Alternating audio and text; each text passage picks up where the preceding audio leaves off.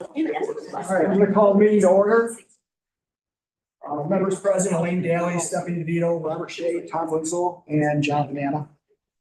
Can I have a motion to approve the minutes from February 7th, 2024? Second? All in favor? Aye. We're gonna start with department updates. I'm gonna invite the district attorney up here first at the table. I don't know. Thank you. Wow. Must rate. Last time, Brittany, last time you Oh, said. you know what? You got a chair? Make me first. Thank you. Is that what she said? I did. Last time she Please, said. please make me first. That's what she said last time. Thank so. you. Be careful what you wish for. I know. Yeah. Thank you so much. I'll be quick because I don't have many updates. So we have our homicide trial started on Monday. So we've run 3 rounds of jury selection. We have a jury, so everything should start moving tomorrow. And other than that, everyone is doing very well and I'm gonna get there on a Wednesday. I thought Yes. today was the day, but we're putting in complete practice. well, that's exciting. Well, it is. 'Cause it's, do you have anything for district attorney? Your goal is to go Thank the you. whole year with no. That is my goal. Yes, That is my right. goal. We'll see. So far so good. We made it through 3 months. All right, So great. thank you. Thank you. I'm guessing Dr. Duncan's not here. Do we have, no, we don't have anybody else. Is Mr. Hoskins here? Yes. Come on, full shot. That's okay if Mr. Price still. That's okay. Thank you. We ruined, hey Lloyd, we ruined him with questions last know you time. did. Yeah. I didn't ruined think him. he'd ever come back. Right. Hello, everyone. I don't think, I think we were late in getting the report out due to. But we have copies of it for everyone. With a talker. Okay. There's 2 pages. I forgot to ask you about that. You got it? Yeah. So included there on the second page, so Lloyd drew up his standard report there, how many arraignments we've had, how many assignments, et cetera. He did also design on the second page this charted out over the past, let's see, 6 years, and month by month, all the different numbers of assignments we've had. So you can see this year we're following relatively close to last year. Actually, we're only 2 months in so far. Also noted there, we did meet with Indigent Legal Services last week to discuss our budget for the next 3 years. And things are going as planned. The state you're referring to? Yeah. Uh-huh. So we're still, for the next 3 years, we're still looking at those similar types of reimbursements that we've had over the last 5. So really no changes to the dollar figure. No changes right now. So the upside of that homicide trial is we're not covering the cost for that because they retain counsel. So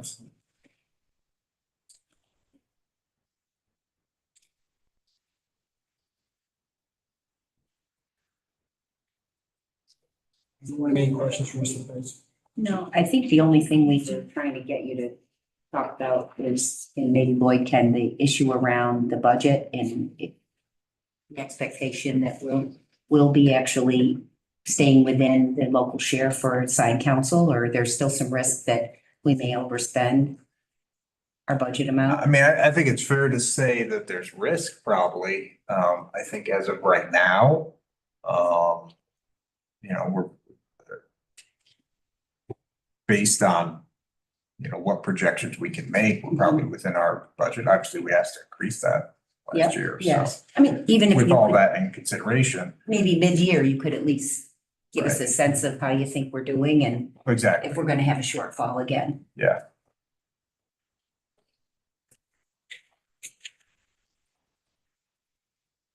Anything else? Mr. Price, Thank you. All right, thank you. Let's get back on subject. Go with, Mr. Thomas. Yeah, if they come up with it.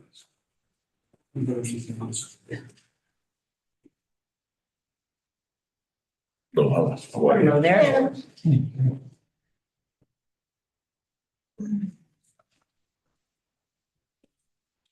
So, here's my report and, we're managing, and, I appreciate the help from that this committee has helped us with and alleged, giving us, extra position here. So first and foremost, want to say thank you for that. And I have 2 resolutions this month. Were you thinking, wow, it shouldn't have been that easy? Well, No, it worked out great. yeah, I'm glad. So JP2, we talked about this earlier. This is actually a backfill. This is not a create and fill. Oh, is it appropriate? I mean, it's a fill only. I don't know why it says create and fill on it. It is a backfill. It is a fill only. It is not a creation of a new position. So the title is wrong. JP2 is authorized to create and fill. It's really a fill only. I'm not sure why it's a create and fill. Okay. Yeah, is vacated due to a promotion. Correct. So it's a budgeted vacancy. I don't know, maybe. Maybe if we could amend the title. That's what I'm assuming. And what's the salary for that? It's 42,583.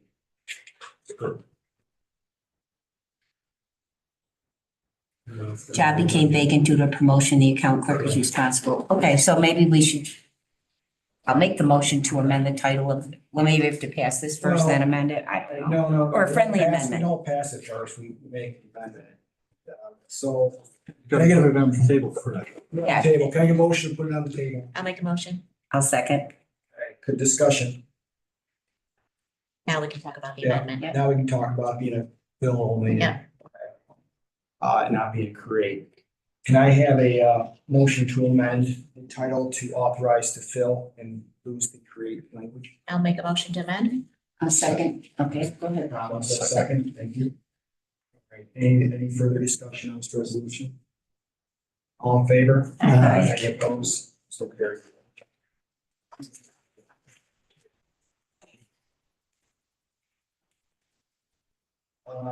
Talk to us real quick, Carol, if you don't mind, JP3.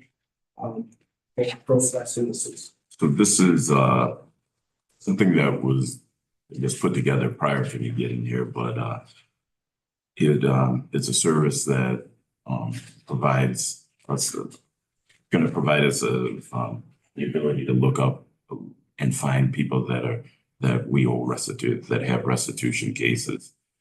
People that have either disappeared, changed addresses, are incarcerated. We just had no ability to find these people right now. Also find victims that are missing, that have either changed address, moved, or they've may have died. But it'll allow us to do some of those things, plus find our long-term absconders that are even when we did the demo, they actually found one of our long-term absconders that is incarcerated, like in Nebraska. So right now, for the record, you have no way of tracking it. This isn't anything you have in place. This will allow you to Correct. identify and basically make your job more efficient on the other side, correct? Yes. Okay. The question I have is the license agreement prices for 2024. They have an actual increase in cost of 5% a year for a 3-year contract. So it's a 5% increase each year for year 2 and 3. Is that how I read it? Okay, can I get a motion to put this on the table, please? A moment. Get a second. Second. All right, discussion. Just the point of clarification, this will be new for the probation department. They looked into it, but we've never had this agreement in, Correct. okay. And I believe that it's budgeted with ITU already. Oh, so if the funding for that would be in the IT budget? Correct. Okay, Headed off my next question. yeah. And people, the court orders restitution and people then have to pay They pay the the victim probation. or the probation They pay the department? probation department, and then the probation department is responsible for dispersing this money to the victims. Okay, that's why you need to find both. Right. Okay. And when you did the proposal, did they propose a 1-year contract or was it minimum of 3-year buy? Yeah, I think it was the contract that they gave us is 3 years, like. All within that budget number that we had, So you had a number to work with and they were able to come with, but they had to commit to a 3-year contract. right, we were able to get, Those because it was gonna cost a little more, but those 5% increases fall within your projections of the 2 years following. Correct. yes. Any further questions? All in favor? Any opposed? Okay. All right. Anything? No, also, Any other questions? thank you. Very much. Denise?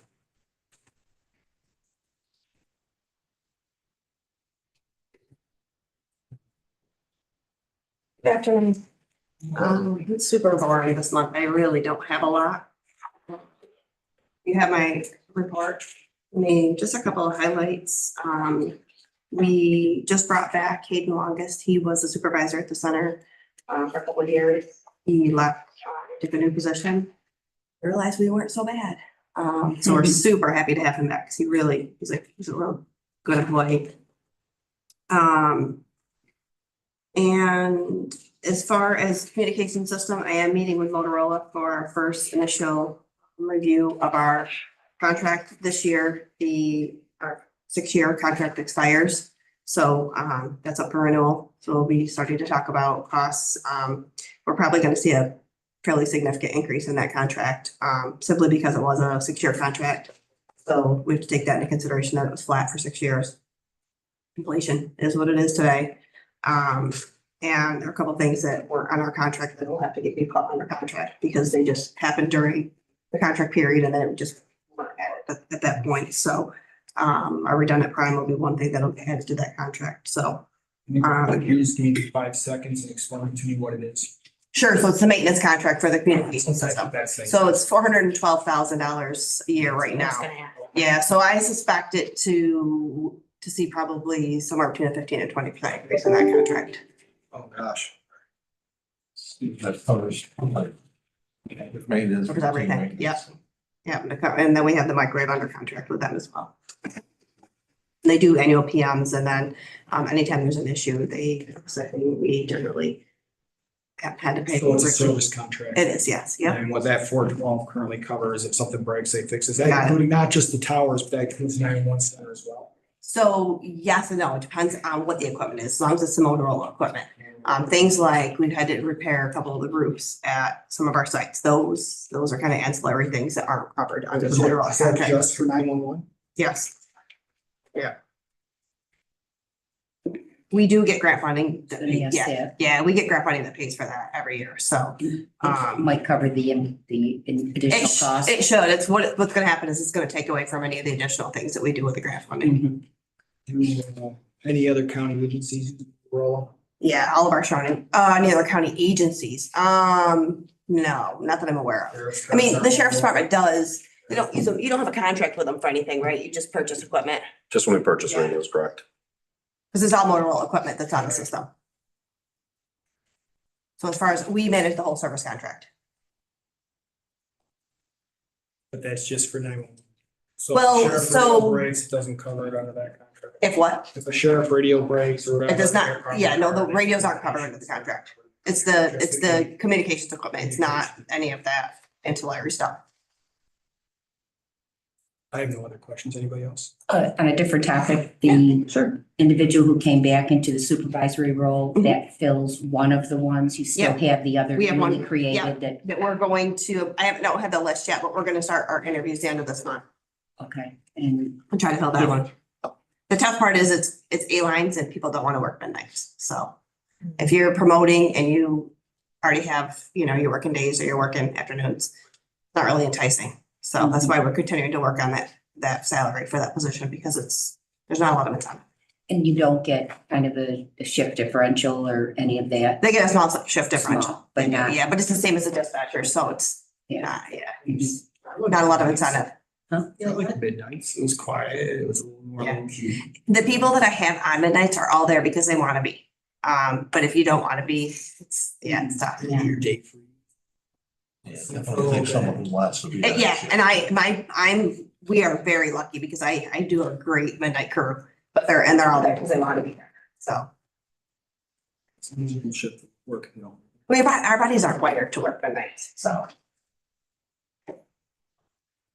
Okay, well, good luck on building. Yeah, thank you. All right, thank you. Thank you. Thank you.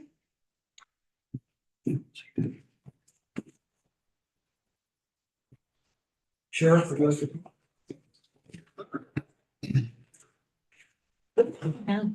Well, so no, we just move on to the next person.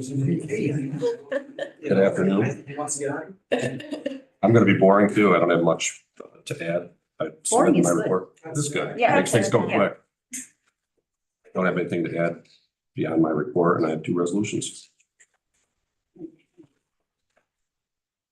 So, we have JP4 and JP5. On JP4 is just to extend a contract with Learning Food Services. I have a motion put on the table. I'll move it. I'll second. Discussion, new discussion on JP4. I was kind of shocked about the meal price, $2.93. Wish I. Yeah. We're gonna have to go out to RFP with them this year. This is the last extension on this contract, so. So Oh, because hopefully not. it was locked into that rate for the 3 years. Well, yeah, it was, yeah. Uh-huh. Right. Any other questions? All in favor? Aye. Any opposed? So carried.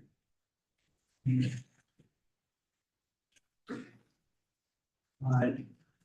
Can I get a motion for JP5 on the table? Can I also about JP5? Sure. So this is just expanding our ability to provide online training to members of our agency. We currently use policeone.com and Corrections One to provide some online training for our members, but we're just looking to increase the number of licenses we have for our custody division. We're trying to utilize this for as much training as possible so that our members can do it when it's convenient, online at their stations or in their cars if they're on the road, rather than bringing them in for in-person training and some of the modules that we can do that with. So just looking to expand upon something that's working well for us already. And it's my experience, just for the committee that, you know, an agency that runs 24/7 and you're always busy. My experience that doing the training schedule online actually is more effective or efficient in time. Where instead of bringing people in for overtime and trying to get everybody together in a training center for the thing that you can accomplish online, I think in the long term, it'll save the sheriff's office and the county money, in my opinion. Any other questions for the sheriff? This is nothing to do with accreditation because that's road patrol. It's not directly related to accreditation, but we're going to use some of the training to meet some of our accreditation standards. So we don't have to have this for accreditation, but it will certainly help us meet some of our training requirements for accreditation. And the accreditation will be in both parts of the agency, road patrol and custody. We're currently working on both. We just started with the jail and we're in pretty good shape for the road. I'm hopeful that by the end of this year, we will be accredited. That's our goal. And then go to custody next. I didn't. catch Correct. that. We're Okay. just starting the process in the custody division. We had hoped to be accredited on the roadside prior to now. We've had a few delays, but I'm hopeful by the end of this year, we'll be accredited, the road division. Anybody else? Okay, all in favor? Aye. Any opposed? Okay. Anything else for the sheriff? Thank you. Thank you. Thank you. Appreciate it.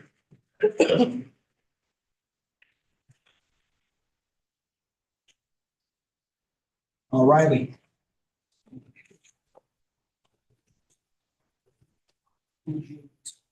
Yeah. I don't have a full scale presentation. Absolutely. You might not be here. Yeah, Because I think he had a, is what it is. Yeah. I don't. Yeah. Let's see. Don't have a presentation. No, Charles had. No, Charles, let's talk about somebody else. Oh, Zing. I think it's gonna be that. Yeah. Okay. Yeah. I don't think of him as Charles. I think of him as Zing. Yeah. I'm just gonna distribute one of these to each of you. This is our final draft of the county's total solar coordination plan. We did finalize some details as it related to the, I have. both of those things. As it related to road coverage, road patrols, et cetera. Plan was forwarded on to the chair, our new county manager, as well as county operations. I'm sure have been working hand in foot as it relates to this. But that is the plan related to April 8th, Ragnarok, the apocalypse, whatever we want to call it. Well, I hope it's not the exact time. Some people might be leading you to believe that, but it's not. Give Aerosmith that.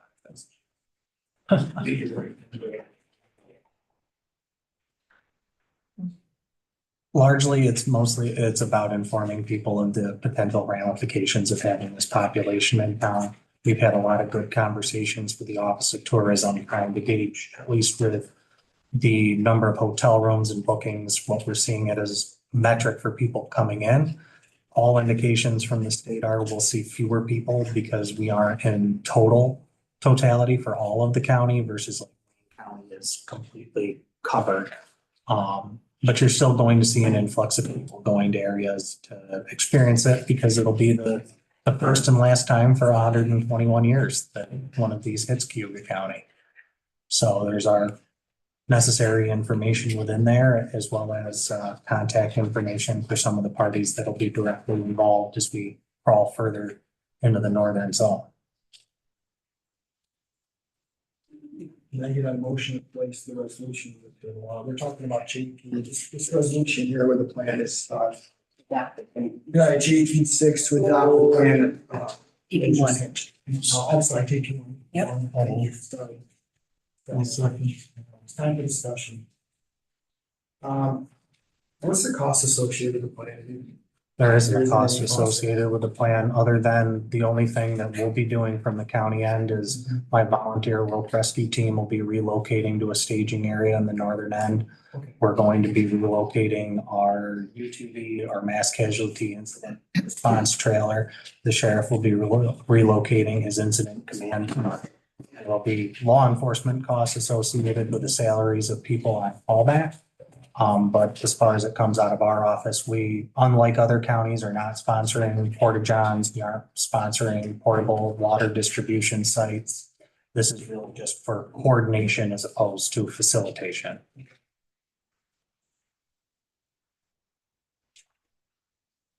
I'm just looking for, I mean, I'm just looking at dialysis centers, delayed transportation times. These are the things that potentially could happen if there's. a huge crowd. Notifying if there is, particularly one of our concerns is that right now, the thruway is not going to close. Should that change based on an influx of population or otherwise, all of your local county roads, County Route 31, 104, all of those east to west transit roads will be overwhelmed as a result.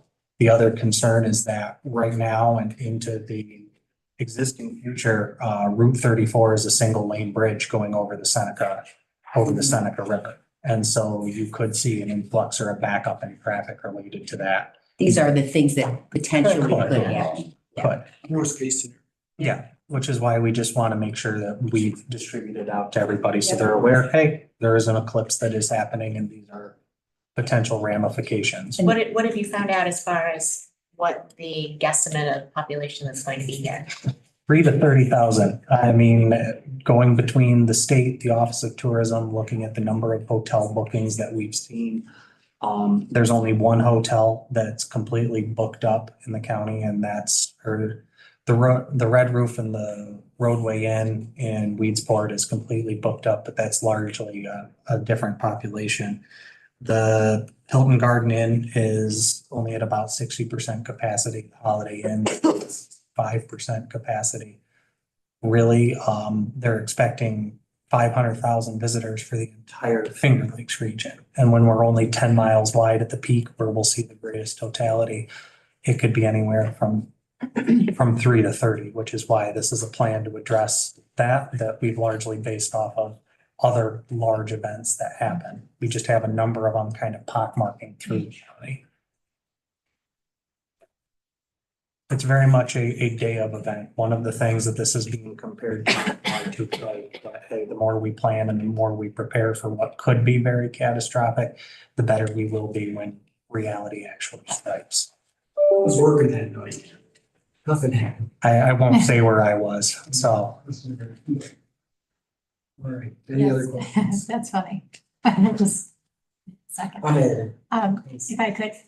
So I did speak to the department heads yesterday and, I know some schools are closed. We are not closed in any way, shape or form. It is up to department heads to utilize their own discretion about anybody taking a few minutes to go outside. We kind of advising stay within walking distance of the county office building. If it's a beautiful day, everybody will want to go out and see it. There's plenty of places downtown you can go do that without congesting things further. So that's how we're going to handle it here. Any other comments? All in favor? Any opposed? All right, it's okay. Good job. All right, that one check mark. Furthermore, you have my report in front of you. Much of it has not changed since the last time we met. I do still want to give just a brief update, and I know I'm extending my time talking. I can hear it.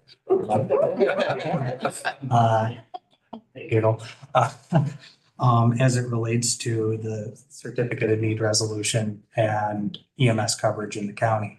When I met with you last, I said we had everything in order, we had everything in line. And we had the number. If you check on the state, we actually appear on the state's list of licensed individuals or certain agencies that hold a municipal certificate of need. However, much as I braced this group last month, the state is the state. And the last thing that they need or say that they currently need is to, in fact, yes, have a contract with an existing agency in order to ratify an operating certificate, perform an inspection on an otherwise already inspected ambulance in order to give a same-day awarding of a certificate of need. Where that is at this point, we had a discussion amongst ambulance agencies on the 20th of February. And I've also met with the county attorney's office to see where we would be on the most effective path forward to do so when we're trying to talk about contracting with an ambulance agency. One of the suggestions was contract with at least one ambulance agency now, so that way we could contract with them. We could have them be inspected or awarded the operating certificate, and then that certificate and the associated numbers are inserted into the contract that is then offered to all of the other agencies within the county to sign on. So very similar to those of you that have been involved with the snowplow contract before, the shared services arrangement. It's ratified by the county and then it's distributed to those towns that choose to participate. Well, I'm gonna be honest with you, Riley. I don't think it's the same as a snowplow contract. Similar. No, I don't think so, because the county is required to plow roads. Okay? The snowplow contract technically in a way saves the county money because we're not putting our resources out there and our plows aren't being, we don't have to buy new plows, we're not overstressed. We're not in the ambulance business right now. Huh. So I don't think it's comparable to snowplow contract, because if we didn't do the snowplow contract, we're obligated by law to plow these roads. We're not obligated by law to be in the ambulance business. What's the difference? And so I don't think it's comparable to that. Are you following me? The language, though, is comparable. But they're And that's where apples we're and taking oranges. that from. Because it is going to become state law. If you are reading or if you've been reviewing anything that's been involved in this rescue EMS package that's being proposed by the state of New York, it includes Part V. Part V codifies classifying EMS as an essential service. Should it pass in its current written format, the ownership for those that have to provide it as an essential service falls on the county. That's the language. It doesn't fall on local municipalities. It falls on the Correct. actual county. It falls on the county. And whether that's through contracting with a primary agency or providing primary agency, it still becomes the obligation of the county to provide for ambulance service in other areas that are otherwise not covered. meaning your towns that don't currently have a certificate of So you, need. that's gonna actually pass, because I think something like this has been up several times and no movement in Albany has occurred. I And was- that's what I was just gonna say. I mean, it's in the works, but we don't have any guarantee that that is going to pass. So for us to make a decision on that based on that it's going to be mandated, we can't really. This is a chance to be Count on that. proactive. And that's where we're looking at the fact that I look at 26 other counties that currently have certificates of need in this state, either as first response or ambulance provision, or to contract for ambulance provision. I couldn't give you a full breakdown of who does what, but that is 26 counties with another 5 that are currently in process. See, the thing that I'm confused about still, and we've talked about this, is generally when you look at the county getting a CON to run to be a municipal ambulance provider, Mhm. that's not what we're signing up No. to do. So what is the significance of having a contract? If we get the CON, but we're not gonna be in the ambulance business, but we're gonna Mhm. have a contract with a municipality. What is the significance of that contract? We pay, we don't, they get out of mutual aid. Why do we have to do this? I guess that's what I'm trying to understand.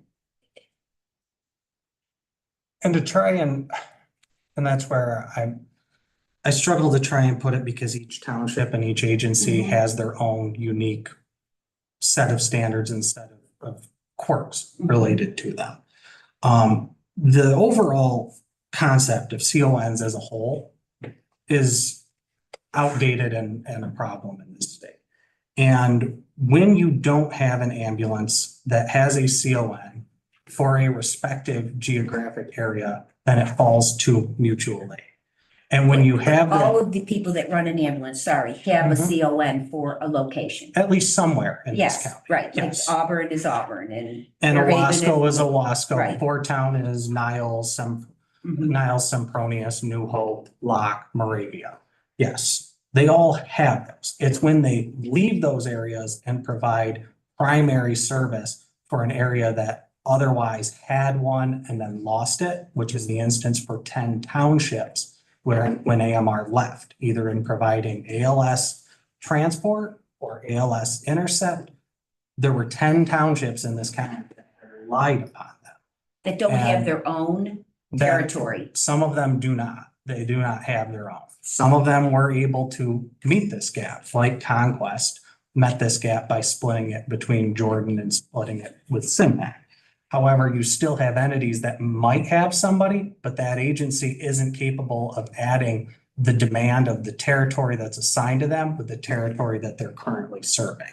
So you might have an entity that has a wide swath. So Jordan runs part of Senate, Weedsport, Brutus, all the way to the town of Mentz, including Montezuma. So they're running from Jordan all the way to Montezuma for calls multiple times during the week Because they're agreeing to cover that area. because they had a CON that included that area. Is- And now with AMR gone, that's an influx of calls that they weren't previously responding to. Okay, it is in their catchment area, but they have more business than they used to have when Yes. AMR was there. Yes, But is there any place in Cayuga County that has nothing? nothing that the town of Springport is currently relying on the city of Auburn. And the city of Auburn is not going to be able to continue sustaining that when 1 in 6 calls that the city of Auburn is running right now is outside of the city limits. Is the Springport contract with the city of Auburn, or are they just? They are only relying on mutual aid at this point. The only CON holder is Fleming Ambulance. Fleming Ambulance is unable to meet the demand for Springport for 250 some EMS calls a year on top of covering Fleming, running mutual aid into the city and covering the town of Owasco.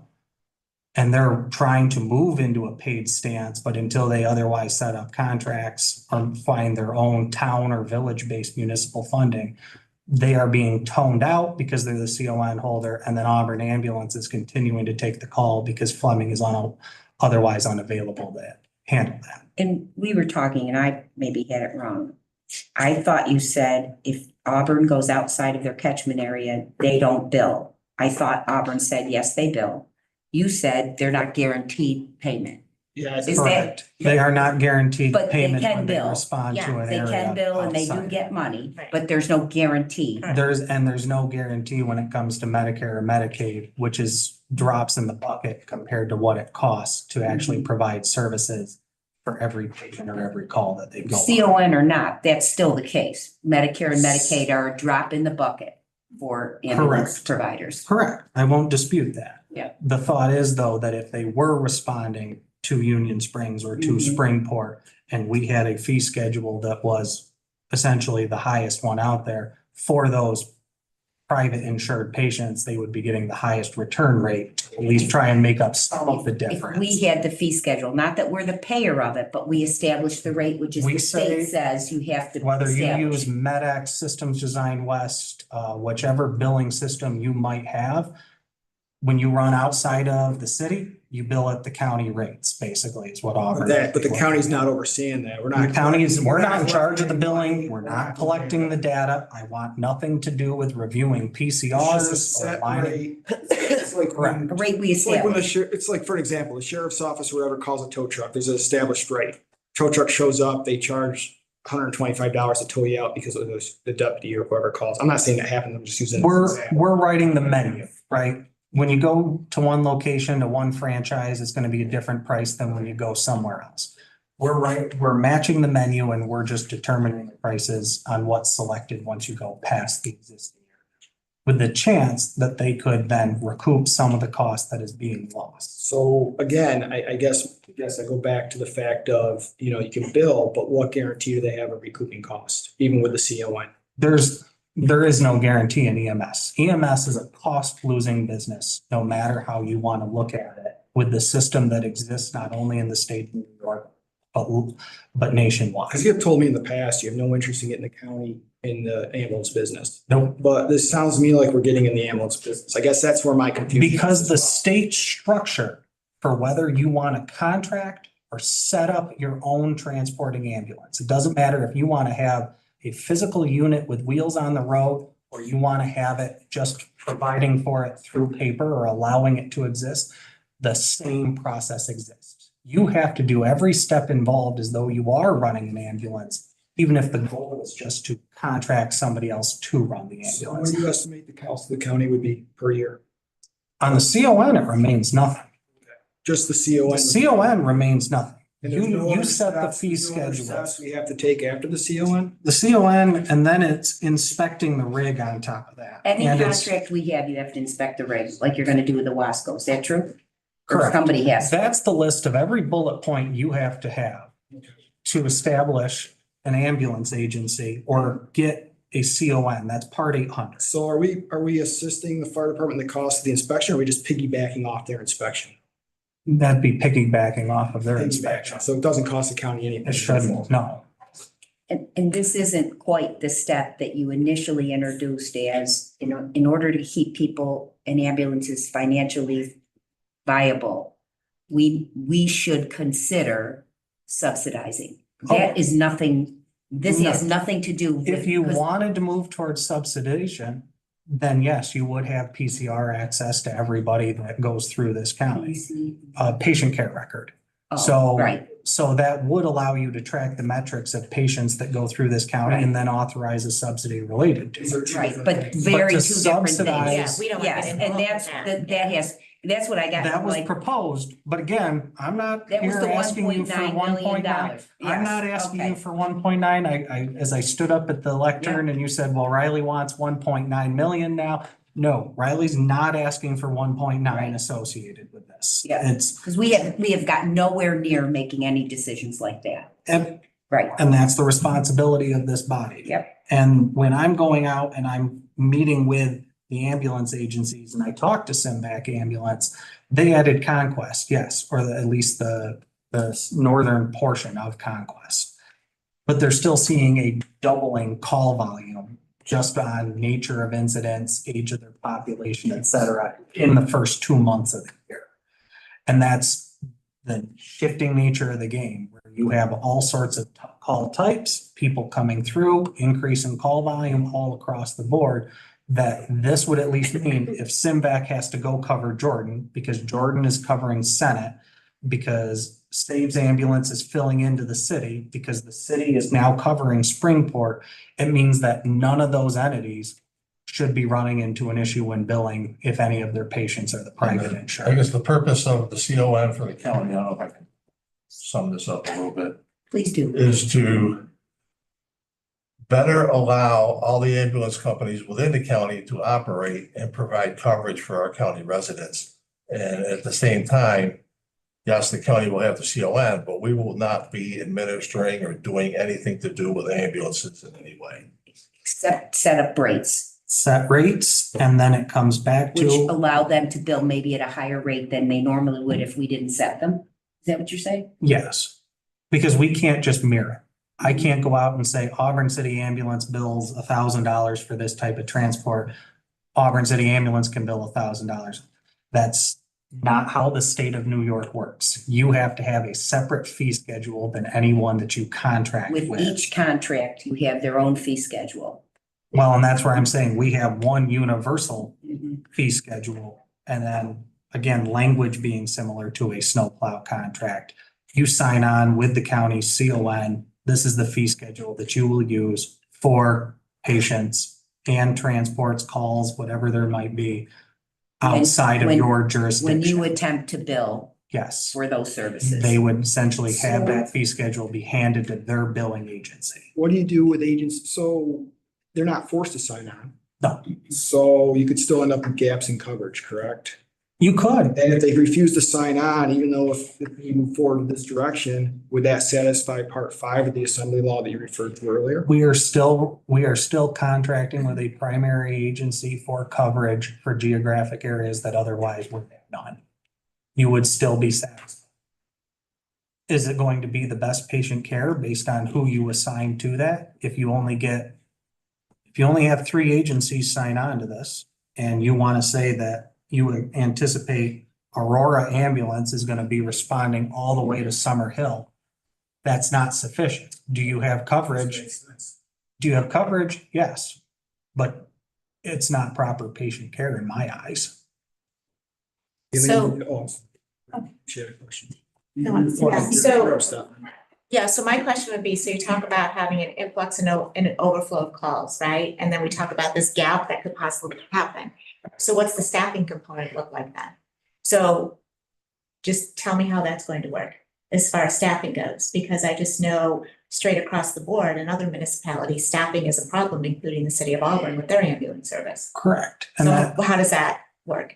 correct. And that's, so part of the staffing component is going to be some ambulances roll 4 or 5 times a day. Other ambulances roll 4 or 5 times a week. Some might not roll within a week at all, based on their current geographic component. You have some volunteer agencies that are incredibly strong that have worked to add people to refresh them that hadn't kept cards to at least offset it. We're fortunate in the volunteers that we continue to have on the road. But the staffing that then comes into this, if you have people expanding territories, right now, the default funding to support additional staffing is falling on the townships or other municipalities that are propping them up. I know that tonight, the town of Locke supervisor called me just this afternoon before I came up here, where they're looking at roughly a 200% increase in what Fort Town is going to be billing the town of Locke for continuing to provide ambulance service. And then based on some metric, I couldn't tell you the metric, Fort Town is increasing their cost to the other entities that they serve. So they're already trying to augment staffing for an increase in calls, whether the county's involved or not. This is just allowing that entity to go beyond where they do in the major situations, which unfortunately the major situations or the surges are on an ever increasing basis with the increase in call. They're handling it on their own. Again, I'm trying to remove one of the legal barriers to them trying to at least have some form of financial compensation. Anybody else? Aileen, yes. So you talked about, kind of backing up, the agency sign on to this, to our CON if we move forward. So if we move forward, utilize Owasco and sort of legitimize. Correct. Their commissioners are willing to sign on to an otherwise non-existent certificate, so we can get the certificate and then sign others on to it. So I want to talk about how your thoughts about incentivizing the other agencies to sign on. And like what that could potentially look like for us. Is that like a big please, or is there other incentives? Is that what you're asking? Yeah. Financially and. Yes. Yeah. Well, and that's the first, I can go back to the subsidy that we talked about months ago, right? And what it would mean in terms of what people can bring on or people could put on for staffing. When that was proposed, it basically was a slightly more, but a match at Medicaid rates to every call that they had run, plus paying them for treat no transports, no patient found, cancellations, whatever. That take Fort Town as a small example. Fort Town ran just over 1,000 calls in 2022. And the suggestion was if we pay them at Medicare and Medicaid rates or just above for BLS, ALS transports, sign-offs, and ALS intercepts, that subsidy calculated out to be about $264,000. That $264,000, when you're looking at the average wage of an EMT versus a paramedic, would have meant that they could put on a 24-hour EMT rig additionally using the county versus just increasing the rates on the local townships and the local municipalities. Instead, what they're doing already is they have to put on more staff to meet their call demand. It's defaulting to the townships and the locals. What that metric could be for the county to incentivize others to sign on, I would encourage something that's by call or by population served, as opposed to a blanket check, right? Because you have some departments, I'll use Aurora as an example, they run 120 calls a year. About 60 of them are met with ALS response. The other 60 are met with BLS. They're a completely volunteer ambulance. But I wouldn't say, hey, let's give $50,000 or $100,000 flat rate to every single department in the county, because in my eyes, that's not equitable. To have Aurora at 120 calls, but the city of Auburn currently running about 7,300 of our 15,000 calls. And that's the incentivizer, the pay to play metric, I would say would be based on call volume, whatever that is, or whatever that's debated. But there's no authority to do any of this at this point. No. Right, so how would you incentivize other people to get to sign on like Owasco did? Is that what you were asking? Right now, it's a matter of negotiating with the chiefs and the agencies that are there. Saying we'll publish, the rates get published if you're If you outside of bill, it? you'll be able to bill at these rates, and we'll see what we can get for feedback. I think that there, Okay, so that's all you were talking about. at the moment, that's where we're at. To anticipate or entice others that refuse to sign on or don't want to sign on, that's information that I need to glean from them once we have a fee schedule and we're able to approach them with that contract. So And do you pick the fee schedule? I was just gonna say that. How I are we sent gonna that to identify all what of the you. fee schedule is? I sent a proposed fee schedule to all of you now. Can you just along- kind of give us a recap With the of that? subsidy? No, No. just with kind of a current standing of where things were, as well as a proposed fee schedule. I sent it to the legislative email. I sent it to all the legislators about a I month don't ago. remember either. Could you just give us a quick recap? So, sure. So I went through and contacted every agency in the county, those that bill, and get back to me with what you bill at. I didn't hear back from 3 of the billing entities, which were Fort Town Fleming and Fairhaven Ambulance. However, between the city of Auburn, Saves, a handful of others, basically, here was your metric. Here's the average of everybody for what they bill for ALS type 1, ALS type 2, BLS. Some do charge for a patient refusal or patient sign off. Others don't. And so we looked at that and then said, here's the average of all those. Here's the average plus 10%, or another suggestion was take the highest in each category and add $50 on top of it. And that was kind of, here's our proposed suggestion to send this out. And this is what could be incorporated as the fee schedule in the contract. And actually I have that. So how did you come up with that, just $50? Like, Plus $50 is a suggestion from one of the ambulance agencies. but based on what? Just here, I mean, make like, did they yourself just the pull it out of highest, the air, or did they just say? take the highest rate for whatever category and add $50 to it. And that was because that's what you're gonna see at least in annual inflation costs. So that would set the county at the highest bar. But I guess where I'm going with that is, how do we know, you said $50 based on inflation or whatever, but how do we know that it could be $100 or it could be $150? Because you control it. You're the ones who choose to set it. And that was actually the 1st of February I sent that. Right, but I guess my question is, how come you didn't choose to say $100 instead of 50?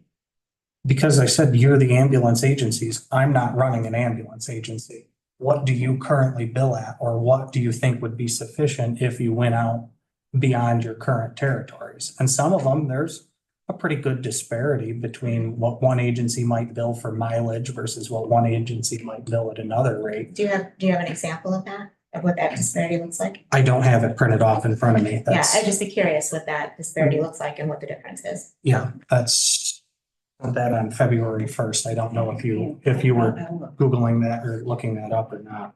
But that has nothing to do with the county subsidizing. This is No, establishing this is the the fee rates if they schedule. have a contract Correct. with us. And those were the 3 suggestions, and I'm open to interpretation. I gave that out to the ambulances when we met in February towards the end of the month, and they said they were gonna bring it back to their respective boards and their respective leadership to see what the response was.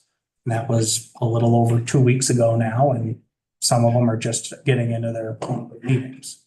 I haven't heard any feedback one way or another related to the fee schedule.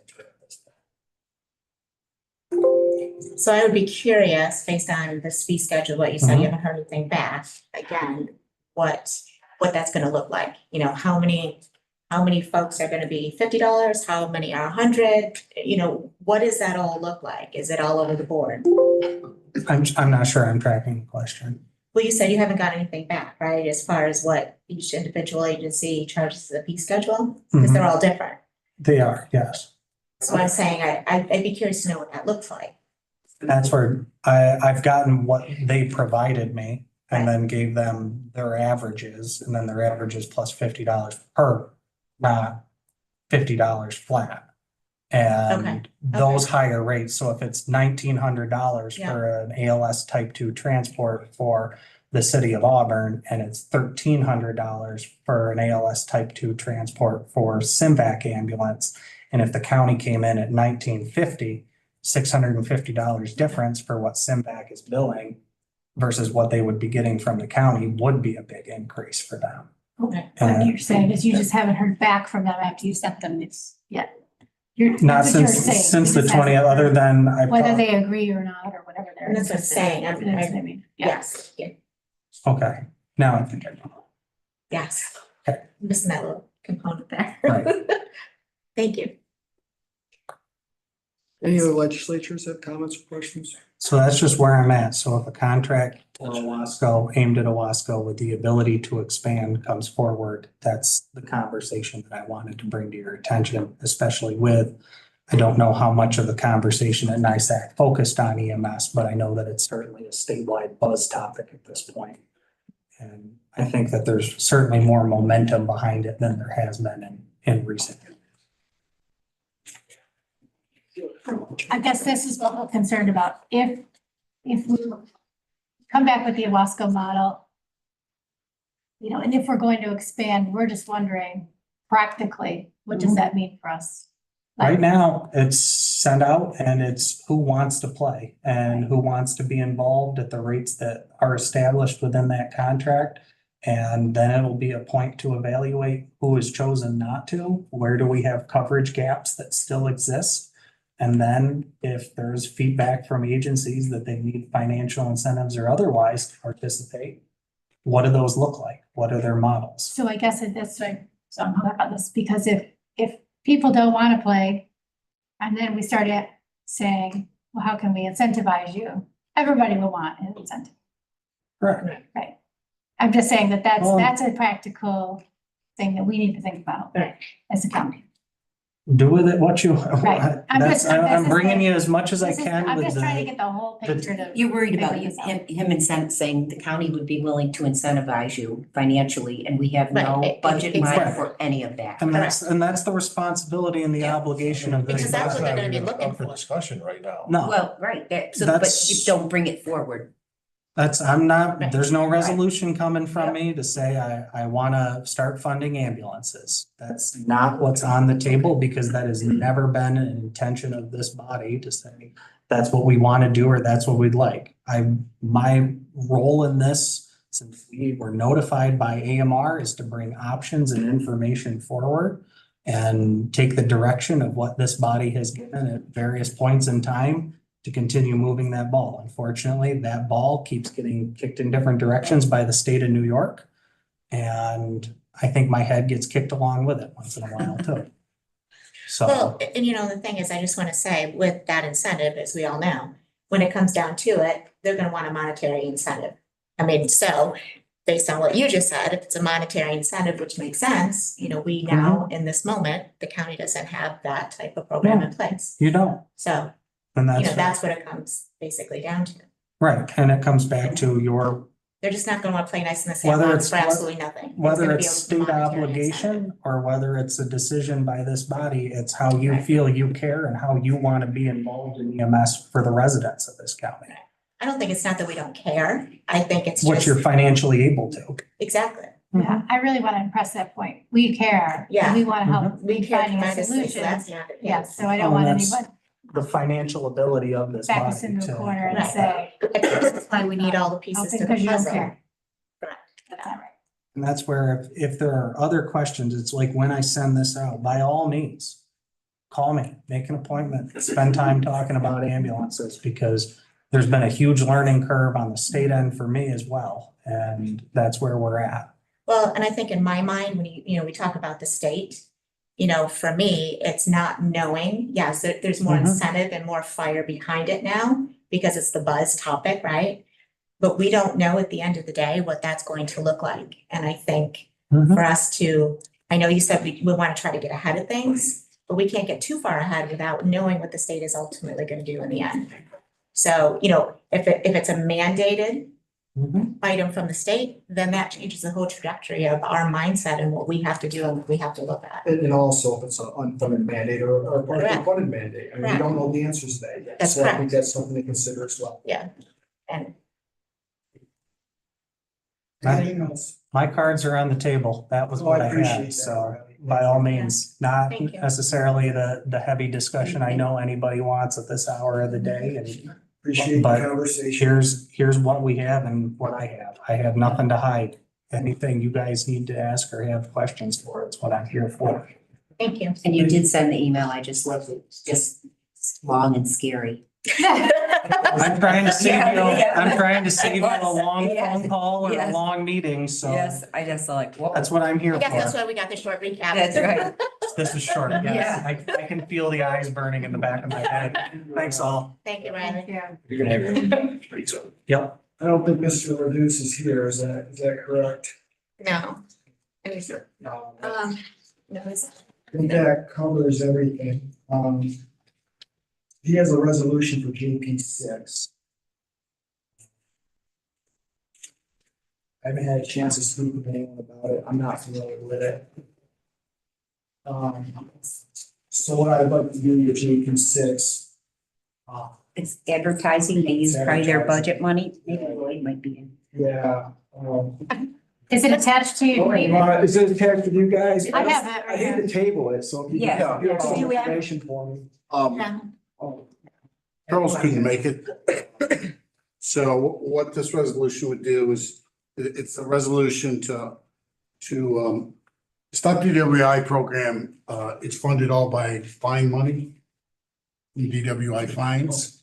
And historically, we've gone to radio, media, billboards, in terms of prevention of DWI.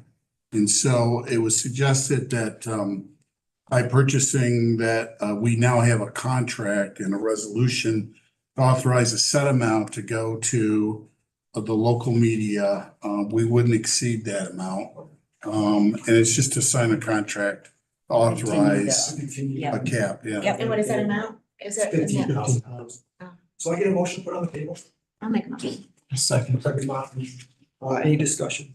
I guess you could say it is in the budget, correct? It is in the budget, yep. I think, yeah, I think it's reimbursed from. It's no taxpayer money, it's all Okay. fine money. Okay, yep, thank you. Any other questions or concerns? No. All in favor? Aye. Any opposed? So carried. Thank you. Thank you. Thanks, Lloyd. All right, can I get a motion to adjourn for the meeting? Make the motion. That will second it, all right, all in favor, thank you. That's,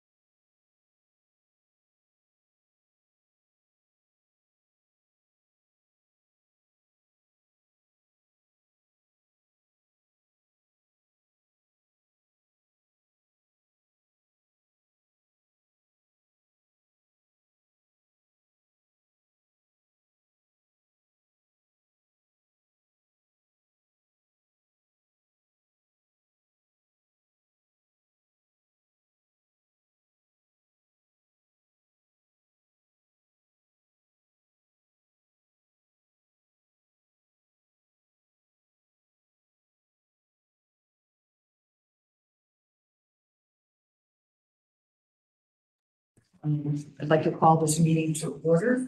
And note that all legislators on the committee are present, legislators DeVito, Petcher, Strong, and myself. First, I'd like a resolution for minutes to approve from our February 7th. Make a motion? Thank you. Any discussion about those minutes? Hearing none. In favor? Aye. Any opposed? Carried. We have no Excuse me, appointments. what's your color, but We have no appointments to discuss or look at this month, so we will go right into our committee, our department head updates. And I'm gonna call Deborah. Because she has no, yeah, Deborah Dennis, because you have no resolutions, I thought. Report and reduce you from anything else this evening you would like. How's everyone? Yeah, how are you? Good, thank you, welcome.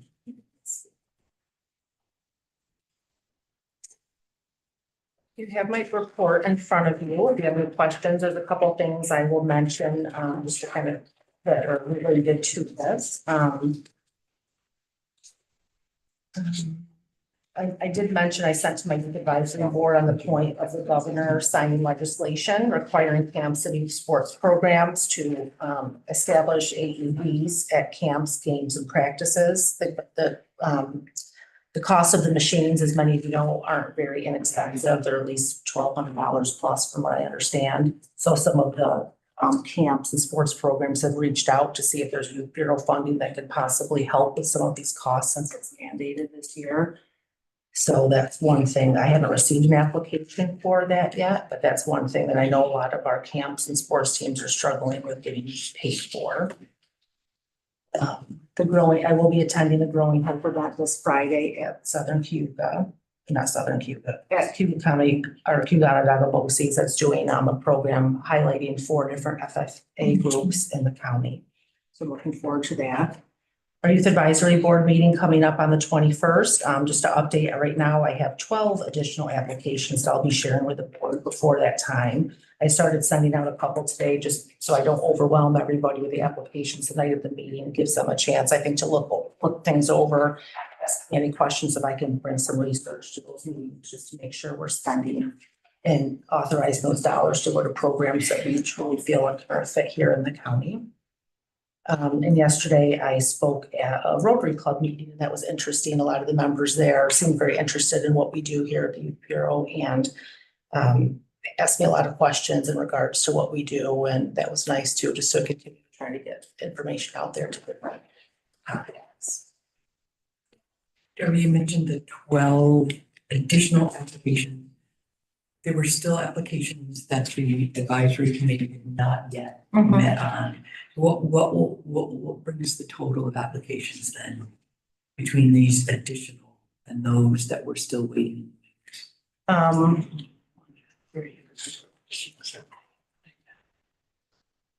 That is the 12, because like some of them, like the hideout, for instance, combat recovery, 2 that we've Okay. looked at, but we haven't really sat down and met Okay, so it's, about that. they're Yeah. included. Yeah, so I did receive one from the town of Brutus, a couple more little leagues, Auburn Ice Hawks. I know of another entity that's probably gonna submit something also. Okay. How much is left in that pot Which one? for this particular? Because I have youth development and I have youth sports and I education. think the youth development. Okay. Right now, there's 17,000 in that, and the town of Brutus Okay. applied for 5 of it. That we haven't met about, but towards their Okay. summer recreation Okay. program. I know the town of Troop met last week and they have the information. I haven't received anything yet, but I've asked everybody to try to get me their information. Ideally by next week, so I can give everybody a little bit of a heads up on what we're looking at for our board meeting. Because I know sometimes we get into long, we have a meeting and we discussed a lot of different things going on, so we discussed a lot of the programs and just to try to make the best use of our time. Thank you, because I think they'll fall into that category, so I was Okay. just curious, Okay. based on what they said they were gonna ask for. Okay. I just, Okay. so. Questions? No, go ahead, Hans. governor signing the legislation scares me. It looks as though it's gonna put a lot of smaller things out of business. Once Yeah. again, the $1,200 and plus having a qualified person, et cetera, et cetera. What we should do is pass a resolution telling them to go to hell. You know, this is crazy. We started with the schools on that back years ago.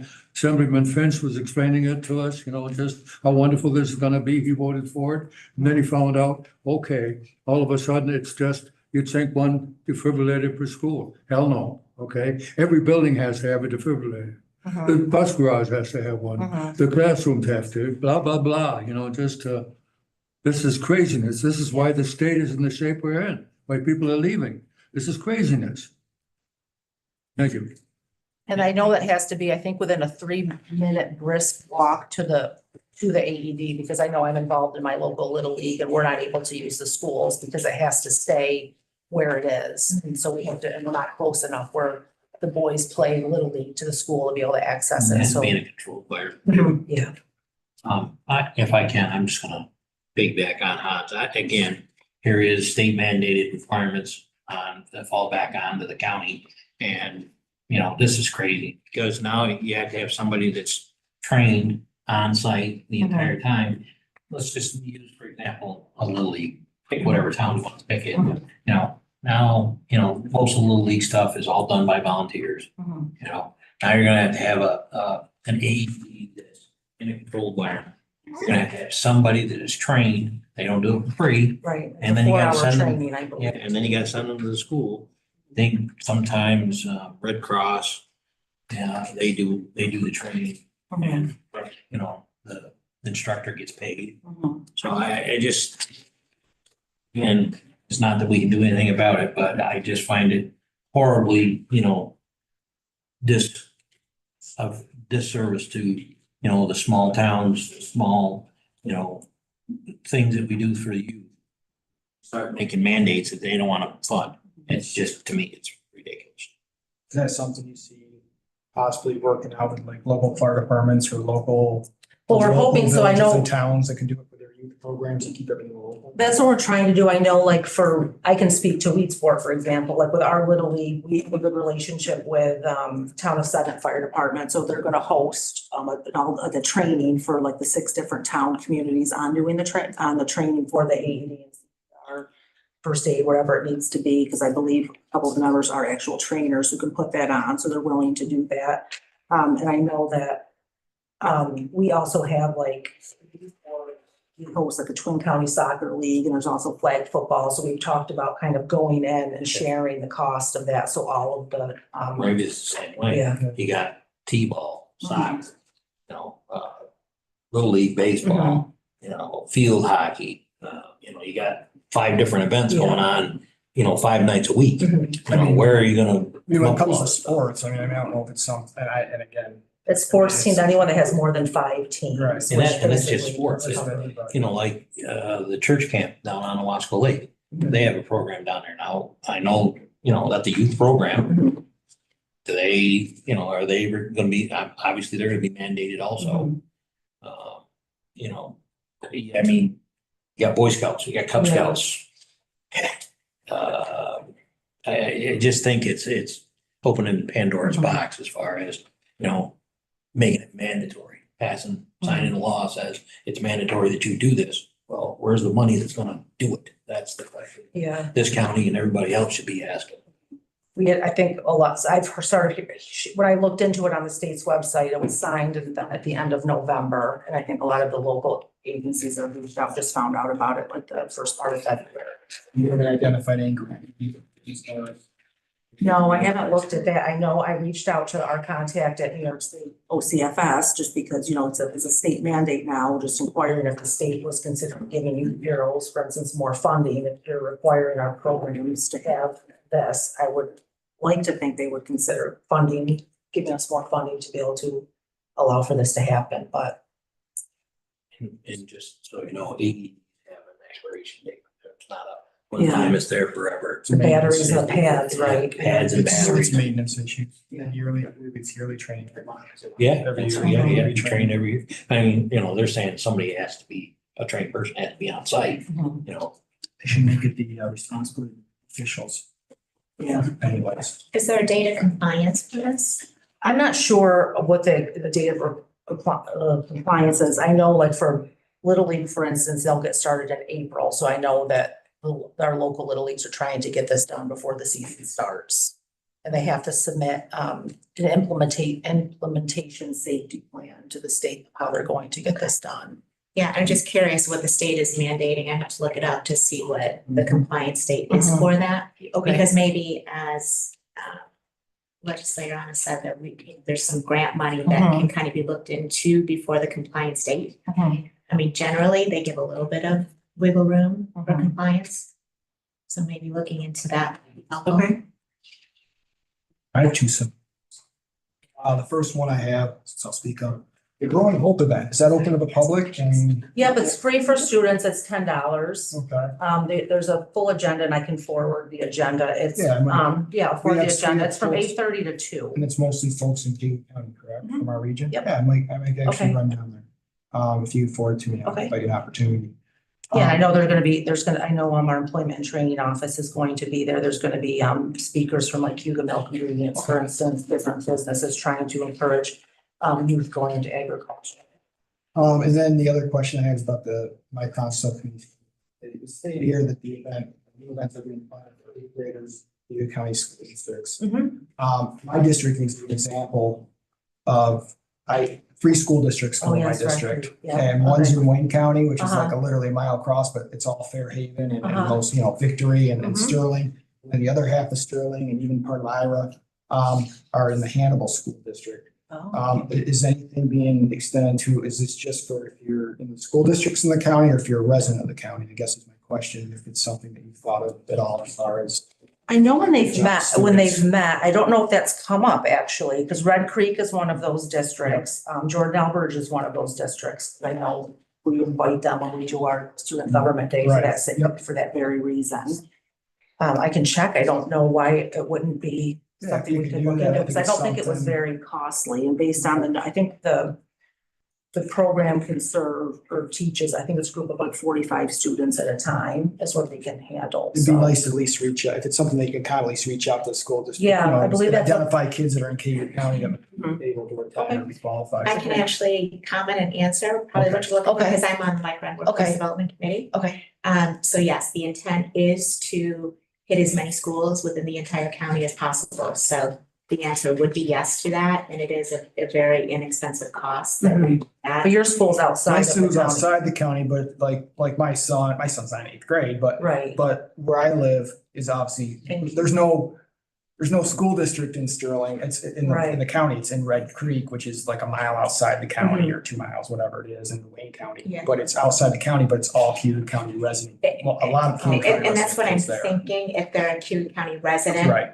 I That's think my that question. that is the way it's going to work, but I can certainly find that answer out. Because the same thing applies, like you said, Jordan Elbridge, Hannibal's another Uh-huh. one. There's, I think Skinny Atlas would be at the far end. Yeah. There's some county kids that go to Skinny Atlas and vice versa. And I Because that was just- the just bring intent, it up. is that it would reach all the youth in Cayuga County. So, I mean, obviously that would constitute be somebody being They a live Cayuga here, County they just resident. happen to drive across the county line. Exactly. for school. So I think I think the answer is yes, but I'll double check on that. Right, and I believe that last month Kelly King reported on this ops, and she did Yes. say that it would include all of the school districts that have students in Cayuga County, so Yeah. it would be those that cross counties, it's like J. It's gonna be listed specifically. And I just received the application today, actually, and I forwarded it on. I haven't had a chance to go through it all yet, but I know that they put a packet together with kind of breaking down the budget and everything for the event. Thank you for that. Any other questions for Deborah? Thank you All right, very thank much. you. Thank you, Deborah. Yeah, but I'll send you that agenda for Friday. and Yeah, if I when get you the have to opportunity, register. yeah. Yeah, and if you're able to go, I think it's just $10 and you can pay right there. It's Okay, sounds good. Thank you. Thank you. I think I.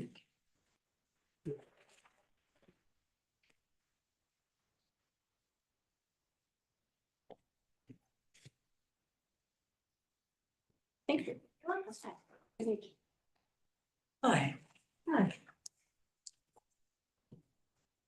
So I was actually very interested, Deb, thank you for talking about and asking questions about the AEDs, because we actually received a phone call today from a team where they said, call your local health department. And I'm like, I don't know anything about this. So this is helpful. And I'm going to say, call your local youth bureau. Yeah.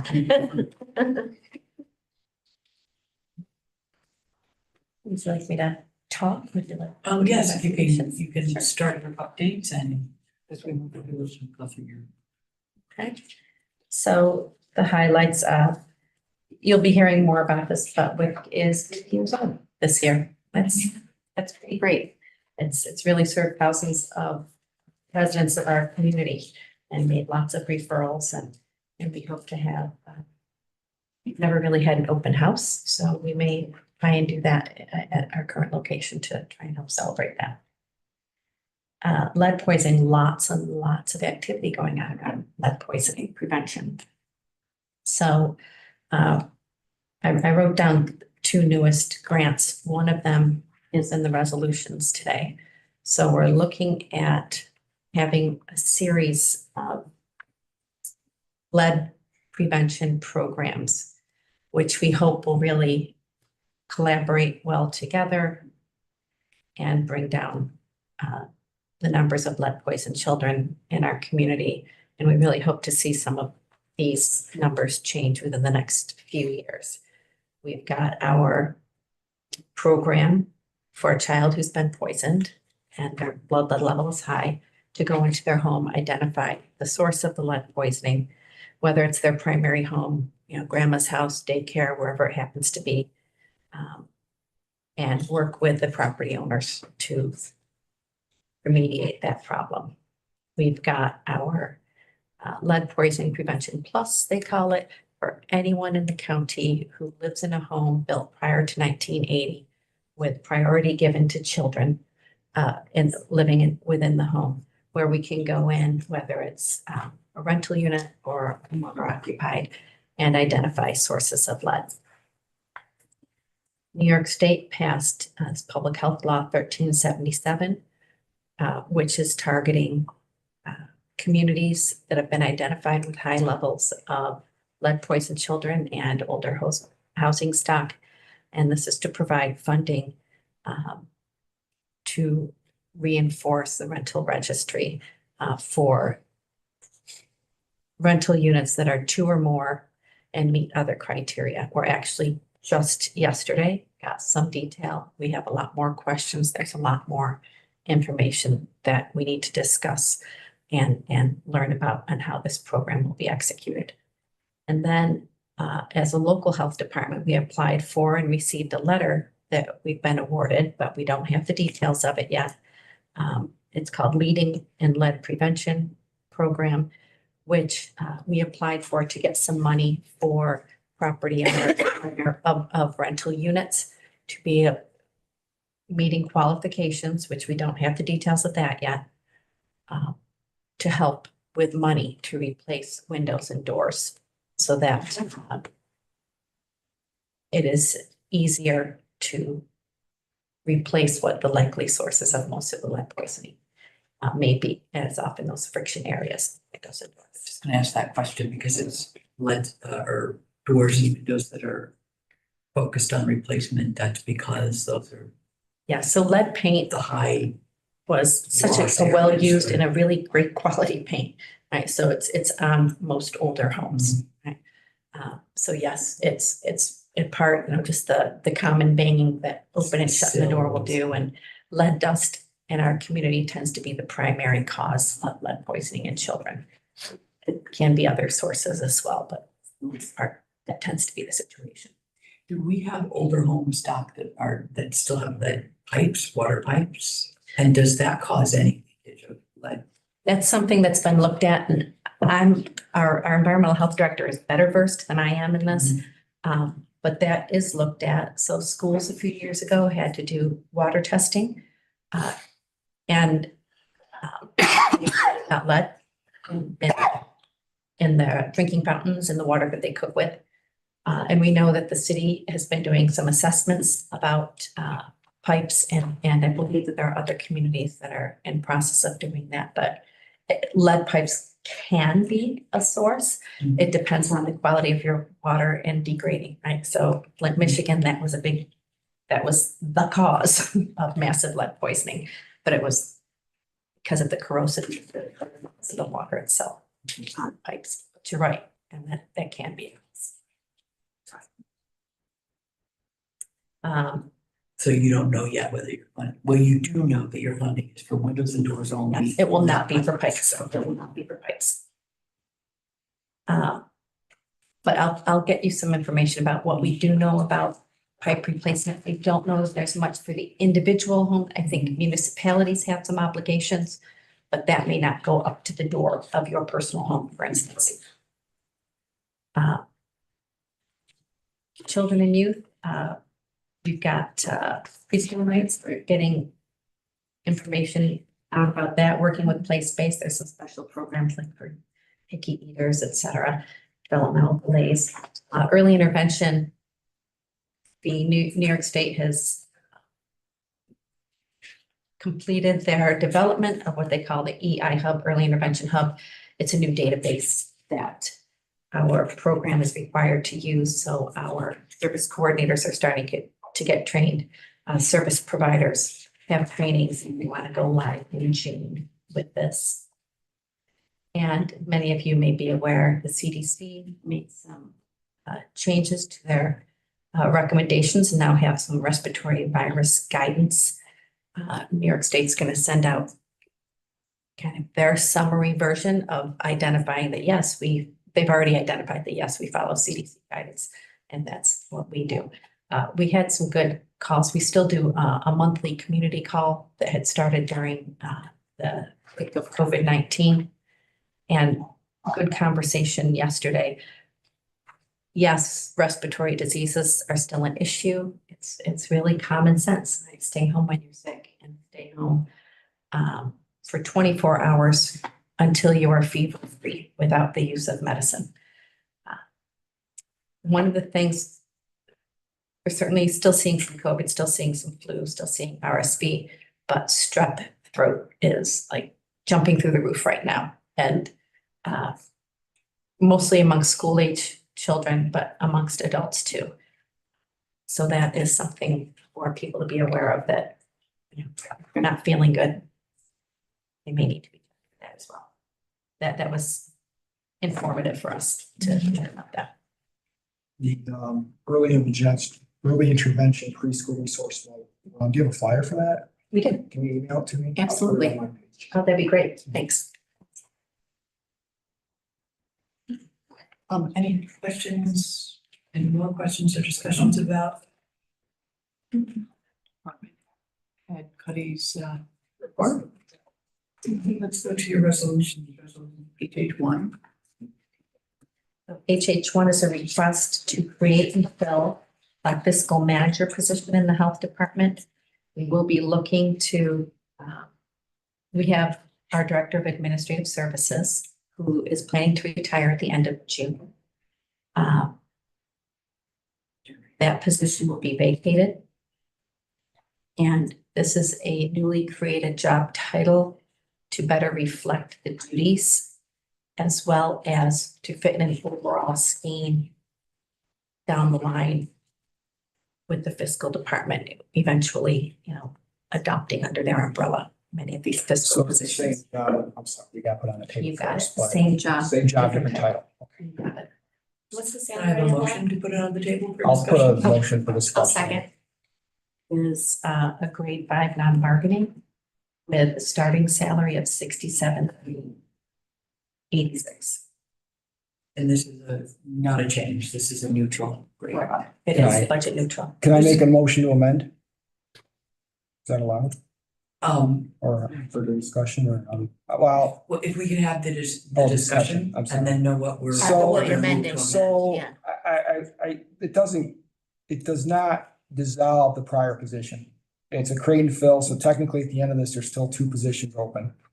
This is supposed to be budget neutral. It's just the creation of a job title change. We need to dissolve the prior position. This is not listed to say that. Okay. Agreed. So I'll make a motion to amend. Yep, and I'll second To abolish the it. director. To of abolish, Administrative once, Services. once she retires, to that dissolve. position is abolished and this position would take that over. So, Yeah. right. Because I think right now, the requirement, they probably overlap a little bit, I'm guessing. Hopefully. Hopefully, So we can find once, someone. once Yeah. she stepped aside, then we just dissolve and abolish. Where does the money, I gotta ask this question. So if there's gonna be an overlap, where does that money come from to pay the overlap? We have money in our salary line from current vacancies that would allow for that. All of our salaries come out of the 0.140, primarily 4010.1 line. So for instance, we budgeted for our Director of Community Health Services. That position won't start until April. So we have some money from that. Kathleen, I thought the idea of creating a finance director, the idea was to put all finances under that umbrella. I think that's still the plan, and that was part of the discussion at the Personnel Committee, which is why I didn't bring this last month, but it waited till this month, so that the Finance Department has looked at the job specs we put together and helped identify the job title, so that when the time comes, which I don't know what that timeline is at this point, to start out with, this will be under the Health Department, but it very well may shift under the Finance Department. Thank you. I'd also like to mention just for history is that we just did this several months ago. We made an exact title change in the Department of Social Services to abolish an administrative position for a fiscal manager title. This is not unusual. As you said, this has gone through the Personnel Committee. We haven't our discussion moved after your motion to amend. Correct. So we do need to vote on that motion to amend. People need any refresher on what that amendment is? No. Any discussion on that amendment? All in favor? Aye. Aye. Aye. Any opposed? Indifferent. Yeah. And the really reason I say that is because this is a non-binding Non-bargaining. that's what I was trying to say, non-bargaining position. Is it the same, the other position was non-bargaining also? It truly is a title change. A job title change. But I It's guess, actually with So, the third I department. guess, we changed, and I remember doing this a couple of months ago with these positions. Why are we changing the title? So one of the reasons is when we go to advertise to recruit people to this, when they look at Director of Administrative Services, many people think clerical and they never apply for a fiscal role. So we wanted to put the word fiscal or finance in the job title. So that, I guess, I'm not very adept at this, but I think a lot of people go online to look for jobs and they look for keywords. And now this keyword will jump out to people who have accounting or business or finance experience because it says fiscal. I'm not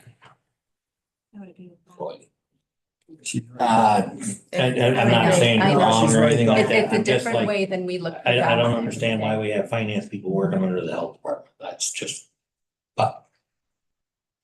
mind-boggling to me. And I think that'll probably change over time, but I think it was started due to the unique nature of doing claims for the health department and billing for home care when we had it and things like that, that were unique to public health at the time. We have fiscal people in our Office of Aging, fiscal, our Department of Social Services, and fiscal people in our Department of Mental Health. The only department in HHS in which we do not is our single person department, the youth. So I mean, it's consistent with what exists already. Right. Straight across the In board. the county. So, exactly. Yep. Just because I'm confused, I'm just gonna vote no. It's not first. Thank you. So passes, I don't understand was that an abstention or no? What? Was your vote for indifference an abstention or no? I said I'm indifferent to it. Right, and because I'm using parliamentary procedure, I'd like to actually be able to report what your vote is. You only got two. All right, then I'll go no. Bonds, we bring in money, Going bonds. west. We bring in money to the county. I mean, you could abstain. No, I wanted to see. No, you can't. Consolidation, if we're gonna have any. That's what we were promised, all the money we're gonna save by doing this, and where the hell are the savings? It's costing us more than ever. You know? If I can. May I? Yes, So- discussion outside the committee. Yes, so our finance director just got a deputy. Has been dealing with vacancies since she started, has been doing 2 jobs since she started. Is just getting into doing her main job. So it's still quite in its infancy stage. So by doing these job titles, we're saying then at a point, it'll be like when we're talking about physically locating them all together, which we have no room to do that right now. They will at least be ready. The job titles will be similar. There will be some cross training and they're certainly we're attracting people in the meantime who are fiscal people and finance people versus, all the different titles we've used over the years, and that it's really a fiscal person in that job and not a administrative. Correct. Keeping is. track of emails and meetings. This is real, like somebody who's processing the claims and so we're heading there, Hans. We're just, we've been in an unfortunate place with the vacancies. Now that you have all this extra help, things ought to be moving along at a. It's been 48 hours. I just want to say, here's my hillbilly view of title changes. You have a garbage man, now they're technically sanitation engineers, but they still do the same job, they still pick up garbage. The job doesn't change, just the name change, the title changes, and next thing you know, then they want a pay raise because they're sanitation engineers and not garbage men. And that's the way I view this. I get it, I do, it just doesn't make sense. If the job doesn't change, then why are we changing the title? Because the world's changing. Well, And whether we like it or not, that's. And it shows, again, I go back to, it shows consistency across the county. I mean, I think it's very important that we bring consistency straight across the board with all titles. And all departments. If you read your resolution packet, you'll find there coming up and this evening. There'll be other discussions about title changes that really have to do with the idea that the world is changing. Right. We are in a different place in terms of what happens when people have different kinds of degrees and background. What we called them 30 years ago, 20 years ago, and what we call them now.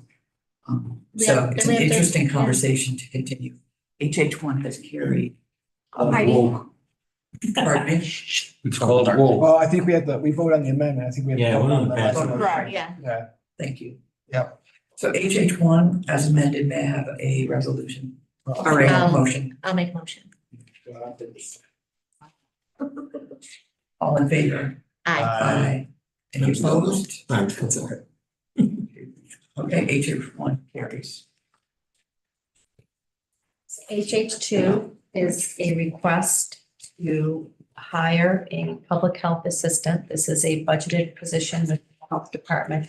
This will, the person actually moved to another county department and tendered her resignation. It is currently vacant.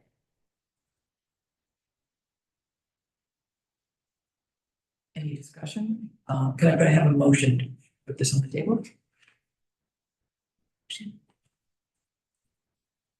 I'll second. Any discussion? Yeah, again, I'm just gonna ask what that salary is. It is within the union and the starting salary is $47,475. It's a great portion. Thank you, I see it. So this is a position that already, they just got the position. All you're asking to do is just hire somebody to fill a position that was already there, does somebody resign and move to another position? Correct. And it's currently, Yes. but.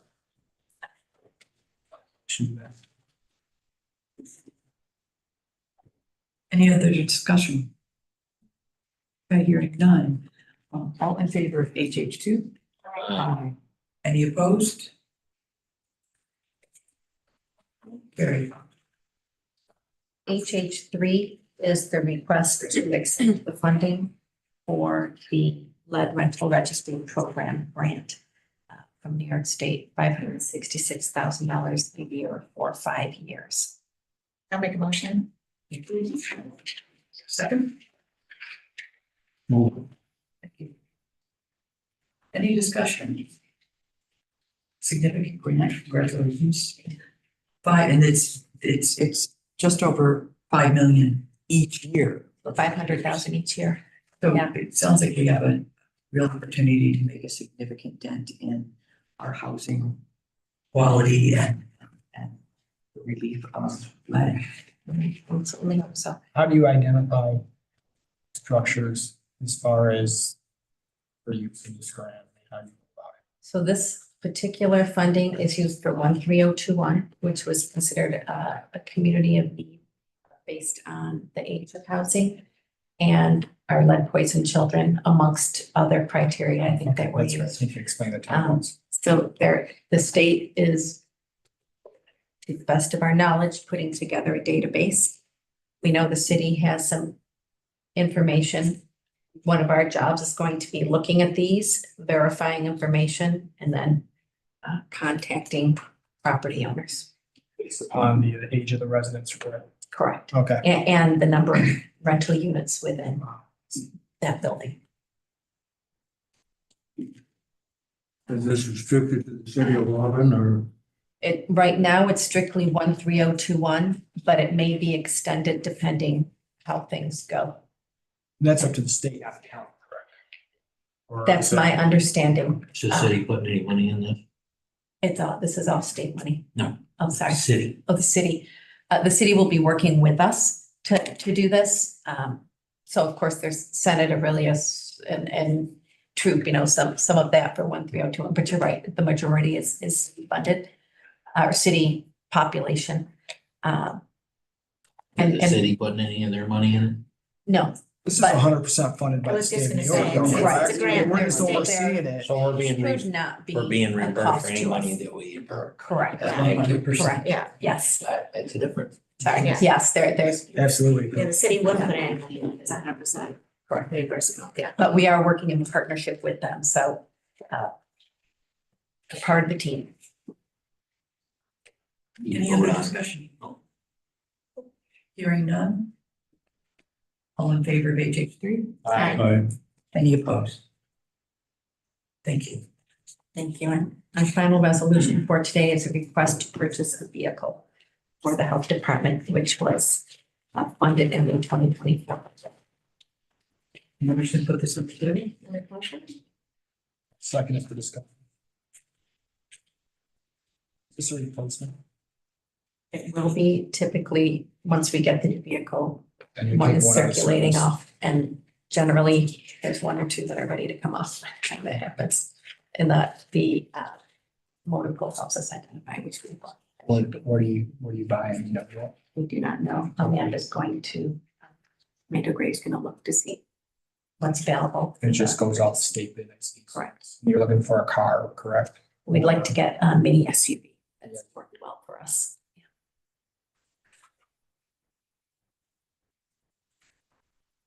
Any other questions or discussion? Hearing none, all in favor? Aye.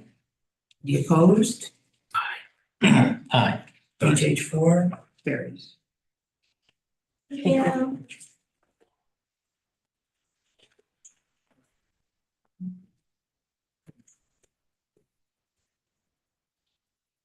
Okay, Laura Walsh.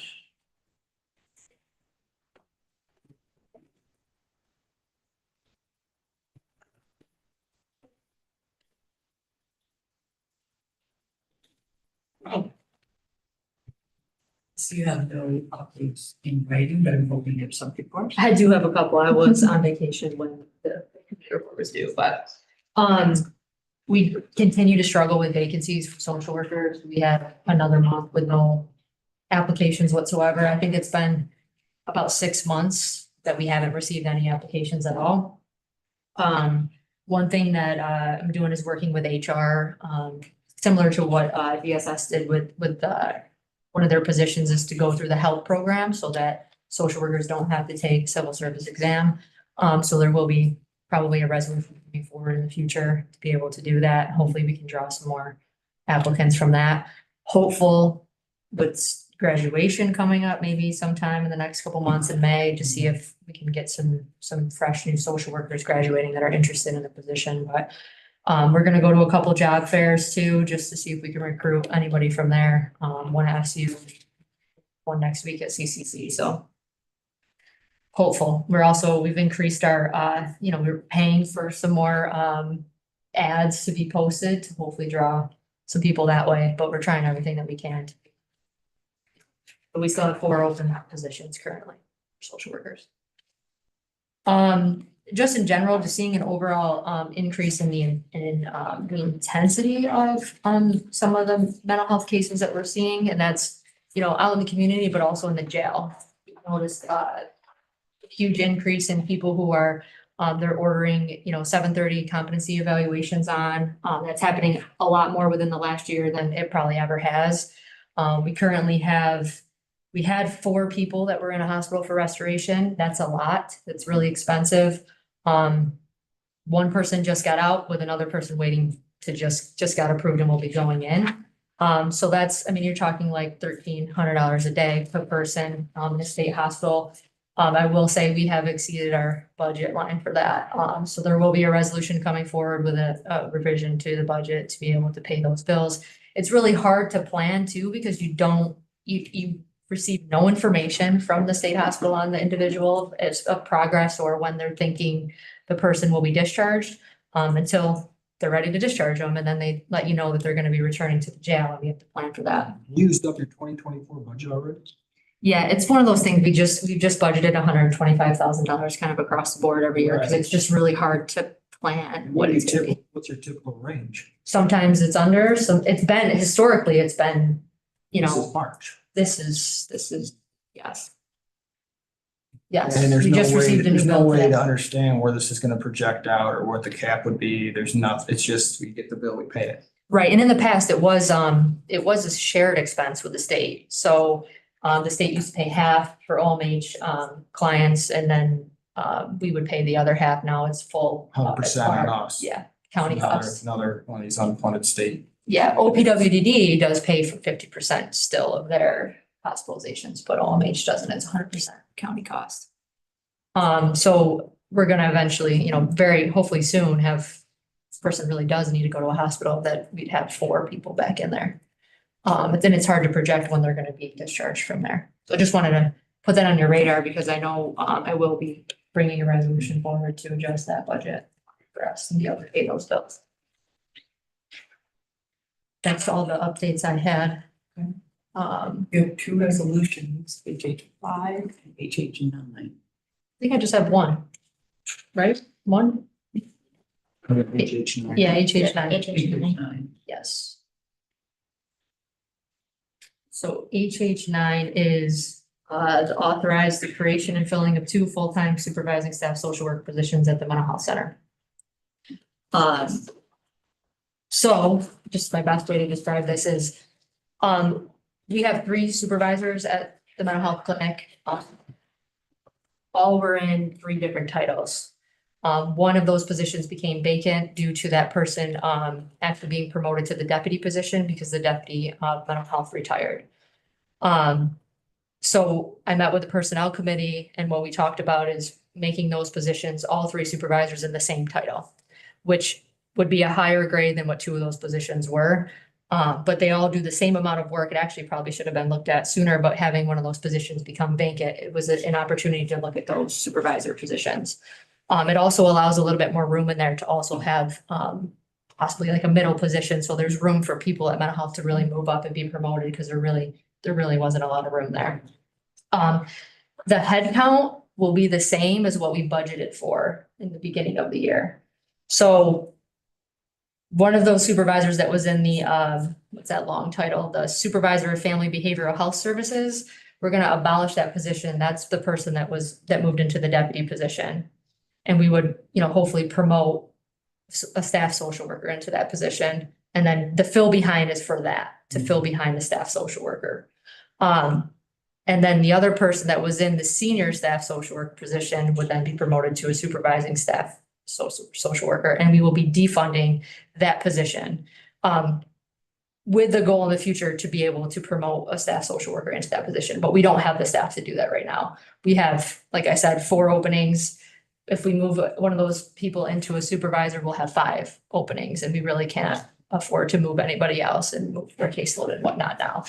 So I know I'm trying to explain it the best way, but we're not adding any people to the department from the beginning of the year. We'll budgeted for. Before we get to the discussion part. So if you want to move it and then ask me questions, you can do that. I'd like to ask for a motion for HH9 so we can continue discussion. Make motion.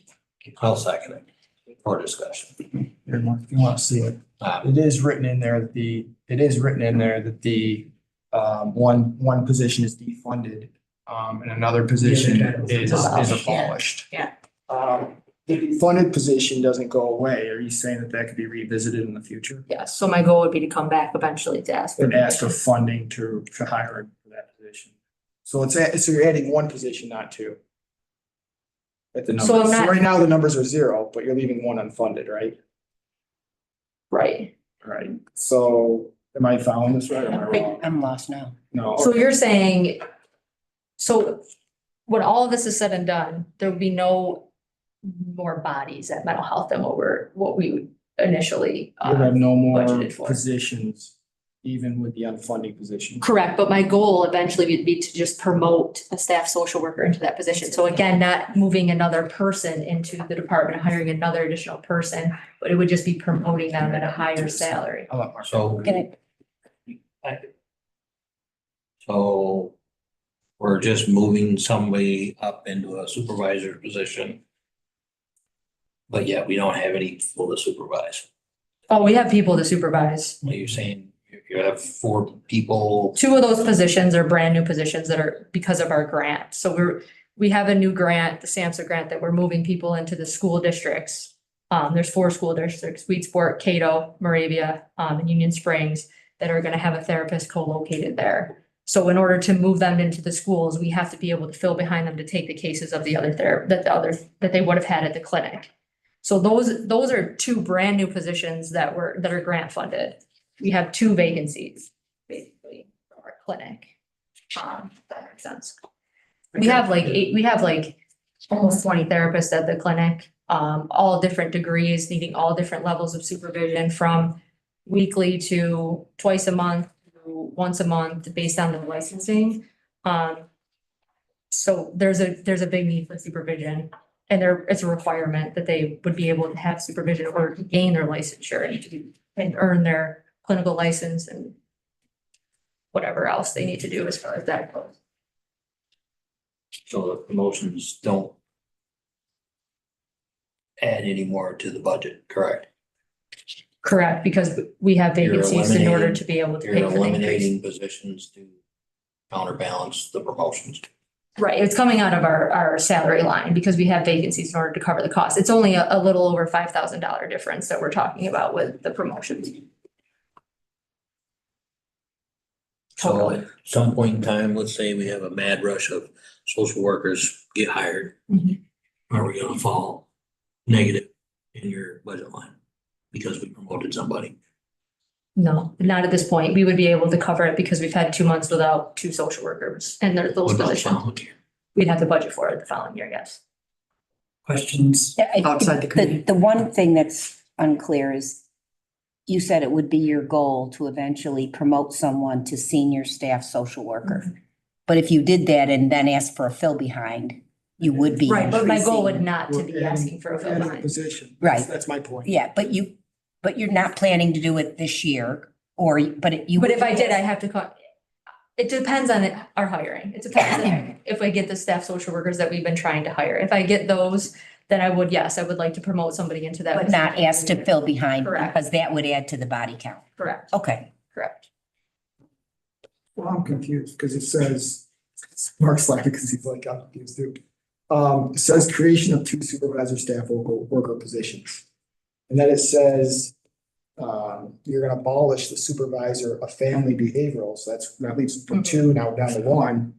And that you're going to defund 1, but it's not abolished, so I still read a count of +1 at the end. It's not because the deputy director was a supervisor that moved into the deputy position. Correct. And then it would be, it's all just movement within the But department. then it says about authorize to fill 2 supervisor social worker positions and any fill behinds as well, which to me, when I read it, maybe I'm reading it wrong, somebody correct me. It's because- I still find myself at +1. I know what you're thinking, because when I read it to you, it was, no, you read it to me too, we were going over it, but it's, I mean, No, did you have fill behind language for the deputy? yeah, so I guess. So you don't even need this We wouldn't fill need the fill behind. behind language in this, so because, can we amend it and yeah, you can do toss that. it? Yeah. Because that's why it's confusing, Right. because the deputy director moved up and then somebody moved into that. Okay, let's clean up the language here. Hello? Sorry.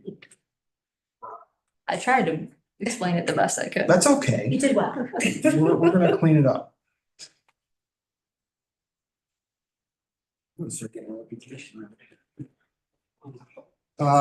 I would make a motion to amend. I'll second. Discussion on the amendment now, right? Right. If we vote on it to approve. Can you state the amendment? Right, we need to state, Motion? Well, we need to Before the second. discuss and state the amendment. all before we right, vote how do on I it. say this? The amendment is to clarify the language and remove.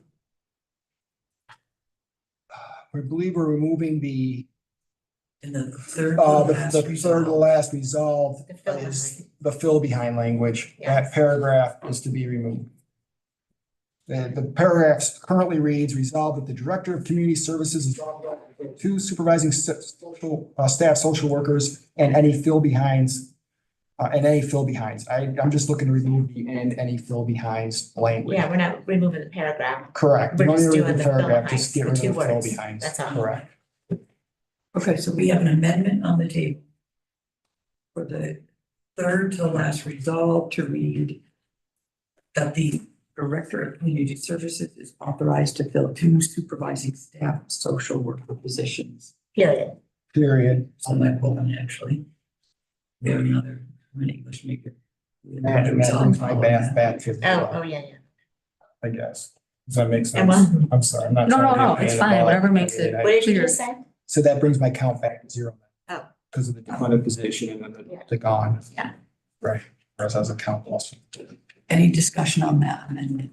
Who seconded that? I second. Okay, thank you. Hearing none. All in favor of this Aye. amendment to HH 9? Aye. Aye. Any opposed? Carried.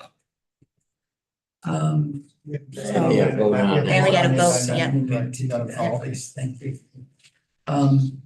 Now we have to move, I need a motion for HH 9. I'll make a motion. I'll second. Any discussion on HH 9 as amended? Okay, all in favor, hearing none, all in favor? Any opposed? Great, thank you. Thank you. Thank you.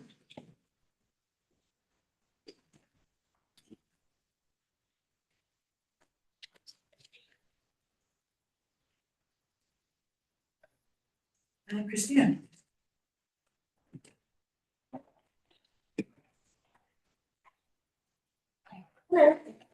Well, back to see we have no actual updates, but hopefully you do have some things. I do have some points to talk about. Just to give you a little bit of an update on the numbers for our emergency housing.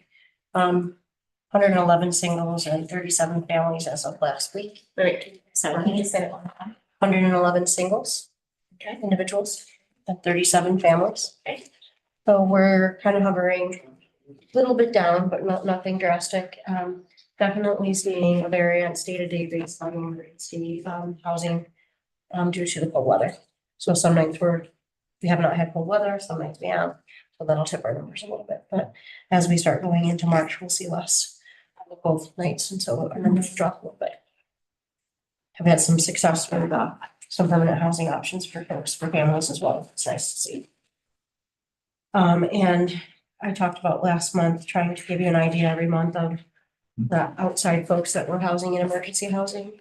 Last month, I believe I told you that there were 2 situations where one family and one individual that had come from out of the area to be housed here in Cayuga County, that actually had roots here, had grown up here. Those same two, the one family, one individual are the same that are on the census as of Friday. So as far as I could tell by looking that over, there hadn't been anybody else coming in from out of the area. Thank you for continuing to keep track of that for us. Yeah. I have great news about progress that we've made on the attorney positions. On March 18th, we will have all 3 of our attorney positions filled. We'll have a supervising social services attorney and 2 social services attorney positions filled. So Celebrate that. yeah. See over under and how long? Don't jinx it. Yeah. I was gonna say, So, Come on. Come to me, What's wrong see with me in you? 6 months. very, very excited. You know, a lot of work to do. I think this will be a good transition. And they all have the same start date. And they all have the same start date, yeah. It started together as a group, so that's good. Good. I do want, Congratulations. thank you, thanks.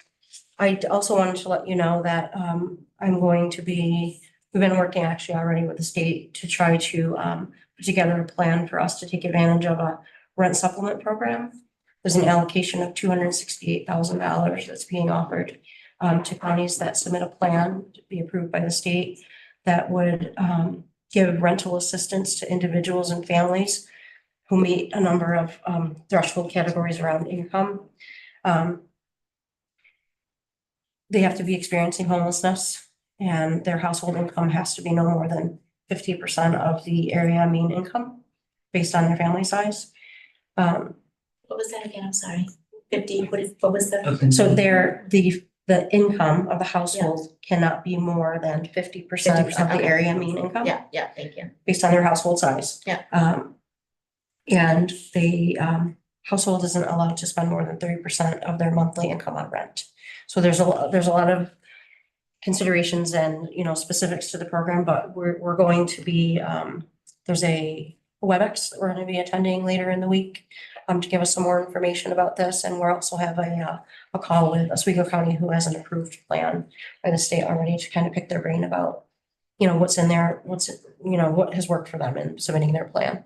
So that'll be $268,000 once we get the approved plan to start April 1st to provide, it's hard to say what the number is going to be, but definitely individuals probably target our safety net because they're the most expensive for the department to house.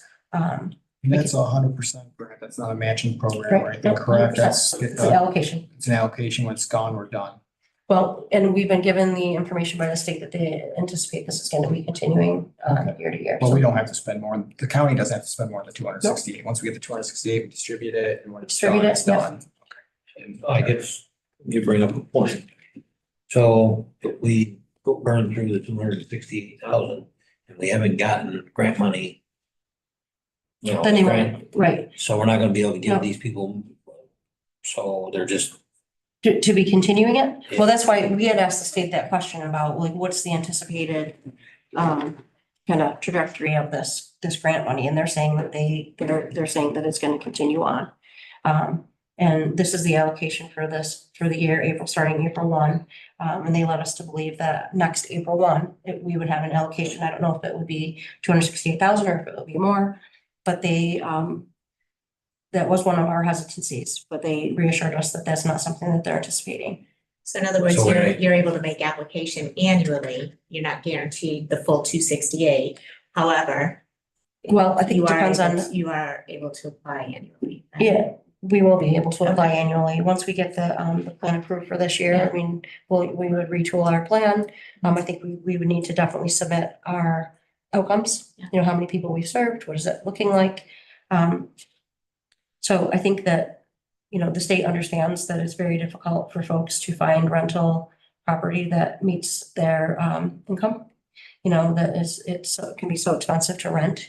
So this supplement program allows folks to move into, you know, permanent housing and not be housed by the department in a shelter environment or, you know, in a hotel that are so costly. So, right, gets them into a better.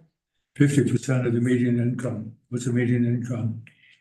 So it depends on your household size, and there's rate tables that are based on, you know, where you live. So Cayuga County has an area mean income for a family size of 4 of X. I don't know what it is, but I can show you what that is. Based So- on New York State Census. Right, there's tables through HUD that we know we have to look up and we have to go by, and you'd find the match for our area, family size, what is the area mean income, where does this applicant? We would be the ones who are making the decision of the families that would be eligible for this. So it all runs through the Department of Social Services. So they would have to come up to us. We already know most of them because we're housing them, because they're homeless. But we'll be the ones that are making the decision on folks that are gonna be accepted into the program. So I gotta ask this question. Okay. You're saying they're homeless. So I'm gonna guess that they're not. Some of them are employed. Some of them Some are, some aren't. Some of them are So- employed. So if they're homeless and they're unemployed and how are they renting anything that they're homeless and unemployed? How are Because they it's hard, renting it? it can be very hard for an individual person who is making not a huge wage to find an apartment that's affordable for them. You know, so this is gonna give, you know, some of those folks a little bit money towards their rent so that they can get into a housing unit that's affordable for them. And then for families, same thing. It could be very, very expensive to rent an apartment. A written apartment can be $1,500, $1,800. And, you know, if someone's receiving temporary assistance, or maybe they're receiving temporary assistance and they're working a little bit, and this would help put some more money towards them getting out of living in a hotel and into a permanent housing. Would this be in addition to, or just a supplement to HUD housing or the HUD program as far as like, I think it's Different. Section 8, it'd be Just different. separate There from were that. two different. Two different funding people. streams and different folks. So I just wanted to talk to you about that because I think that that's exciting. Great. They take all the money they want to give us. Right. It's nice to get some more money back, right? Never get back. No. But it can be a significant put up for people who are in that cycle of working, but not able to actually rent to get into a situation where they now can pay rent at an affordable rate. Okay, anything else to discuss with us before we review your resolutions? Anything else? Okay, H5, which I earlier mistake. Took as a mistake for mental health, see why. It has sort of a mental health flavor to it. It's first up. Move it, Mark. Second. So this is asking to enter into a contract with the Cayuga Community Health Network for a transitional housing program. So this is a pilot program that Cayuga Health Network is launching based on some opioid settlement money that the county gave to the Cayuga Community Health Network for this exact program. So they have, I think it was close to $80,000 that they received from that opioid settlement money to put together a transitional housing program that involves intensive case management for individuals who are released from Cayuga County Jail, are in need of housing, and also to homeless families. So how it will work is the Community Health Network is going to be working with a landlord, local landlord, to rent 6 units that they would then have individuals be housed in, referred by the Department of Social Services. The Department of Social Services would be paying the Community Health Network $50 a day for a single person to live in one of the efficiency apartments, or $100 a day for a family to live in the 2-bedroom, I believe it is, or one bedroom apartment, I'm sorry. So the $100 a day is what we're paying right now for hotels, so it wouldn't cost us any more as far as that goes, but it would actually be less because we're gonna be getting an intensive case management service that we don't necessarily have right now.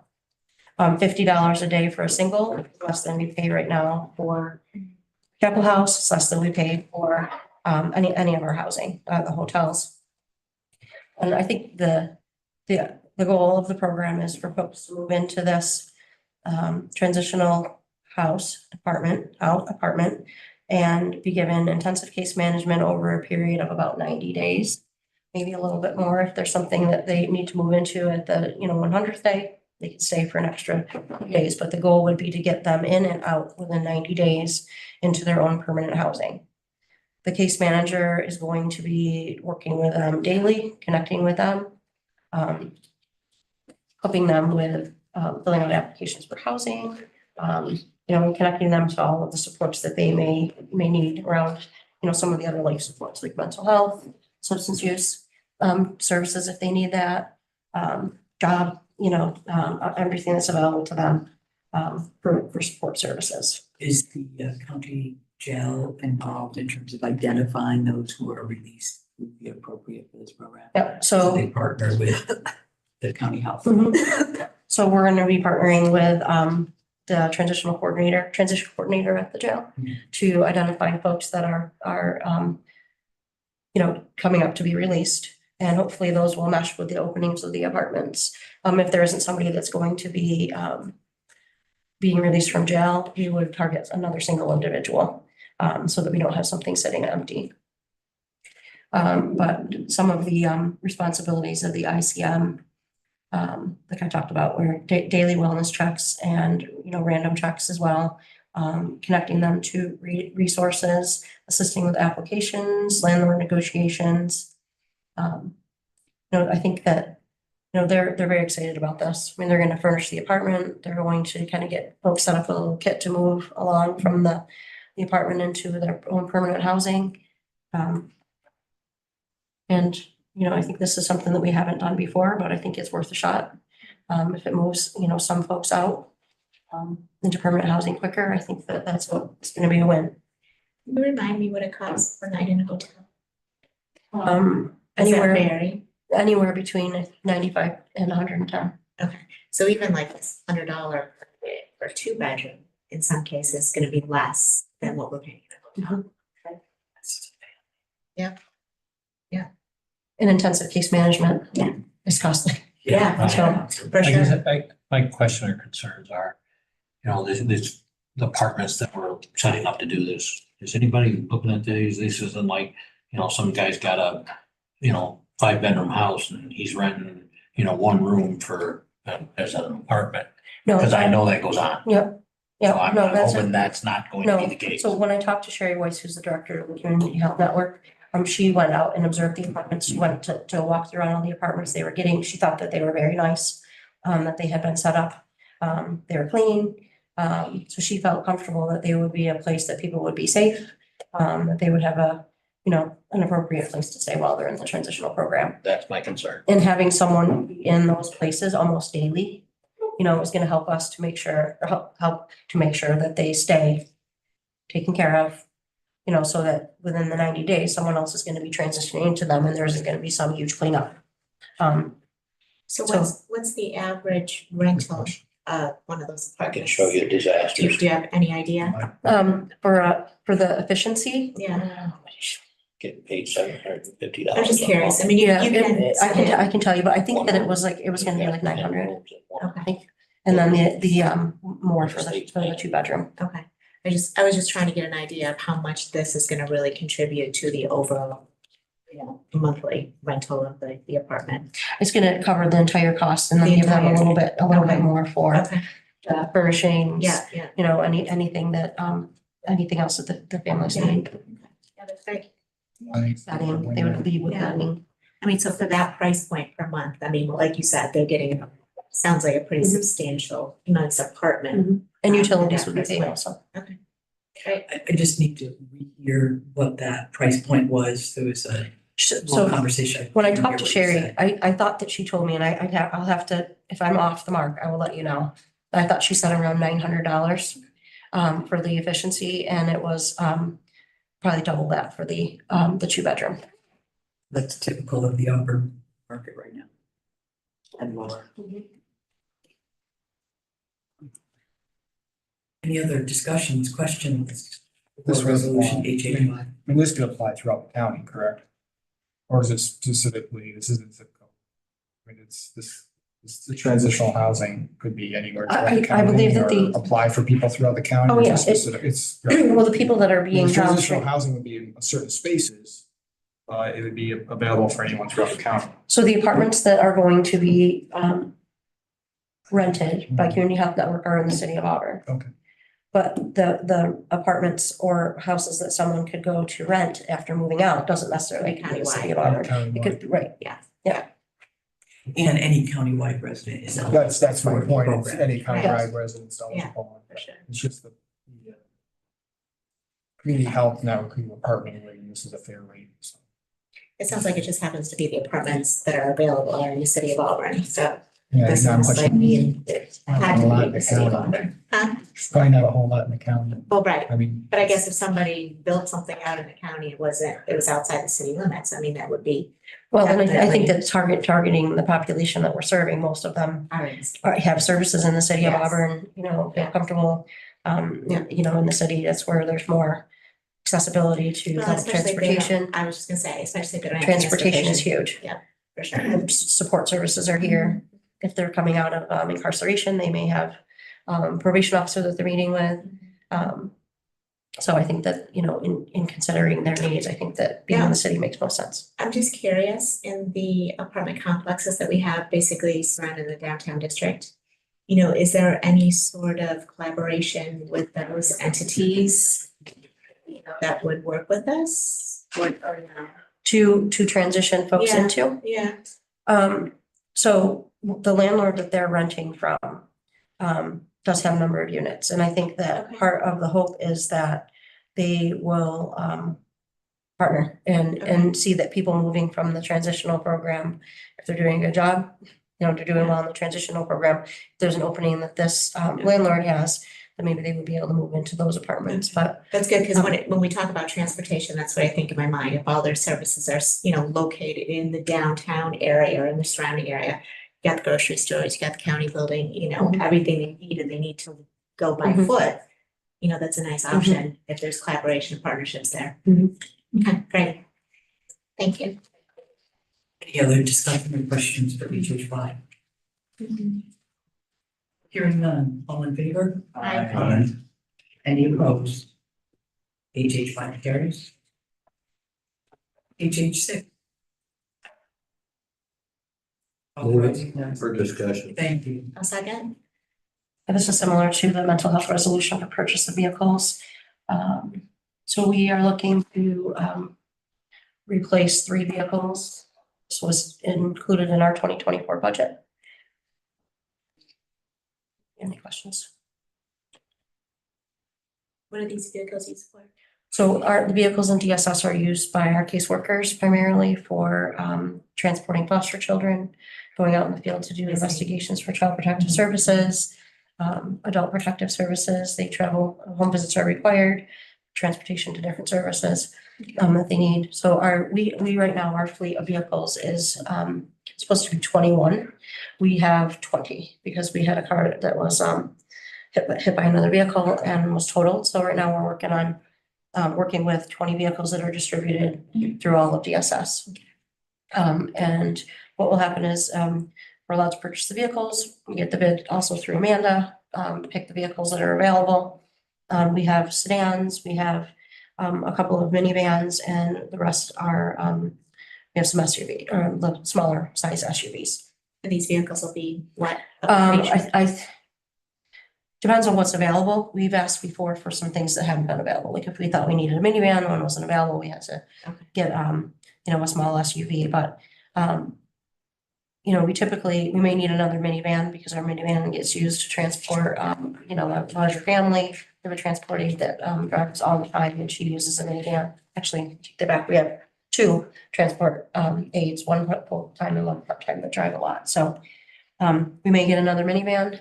It just depends on what we can get through the bid. How many years? So the vehicles that we would be looking to, I want to say get rid of because we would actually pass them down to another department, would be 2018s. You're doing a lot of driving, so you pass them down to a department that does less driving, is that? Well, yeah, probably. Well, I don't know if they do less driving actually. Last year we passed on our vehicles to mental health. And we would look to see if that was an interest again, so that they definitely have some life left in them. And, you know, the good thing is we get some reimbursement on the vehicles that we purchase, you know, being the Department of Social Services. So that helps. That helps.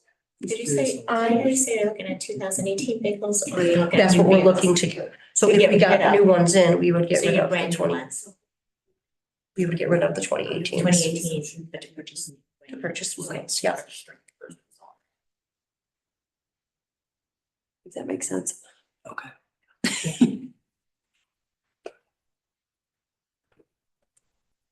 Okay, so given that question and discussion under the first resolve, we would need to strike that the disposal upon receipt of replacement vehicles in the department head must notify the clerk of legislature. You could just remove the entire. We could just, resolve. Just lose that resolve.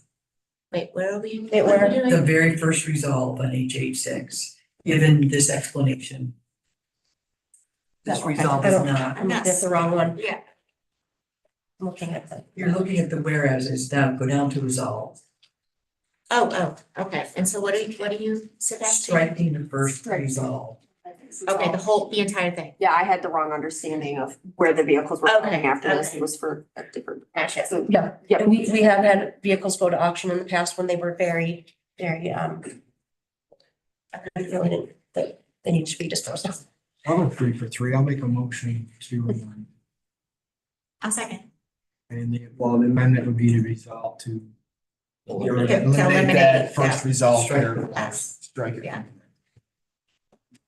Any He's already- discussion on that amendment? We've been advised by our attorney, any discussion? Hearing none, all in favor of the amendment to HH6? Aye. Any discussion in HH6 as amended? Hearing none, all in favor of HH6? Aye. Any opposed? I, due to the current status of vehicles in the county, purchasing new ones. Nothing personal about it from your department. It's not a personal thing. Thank you. Okay, thank you. Brenda, thank you for waiting.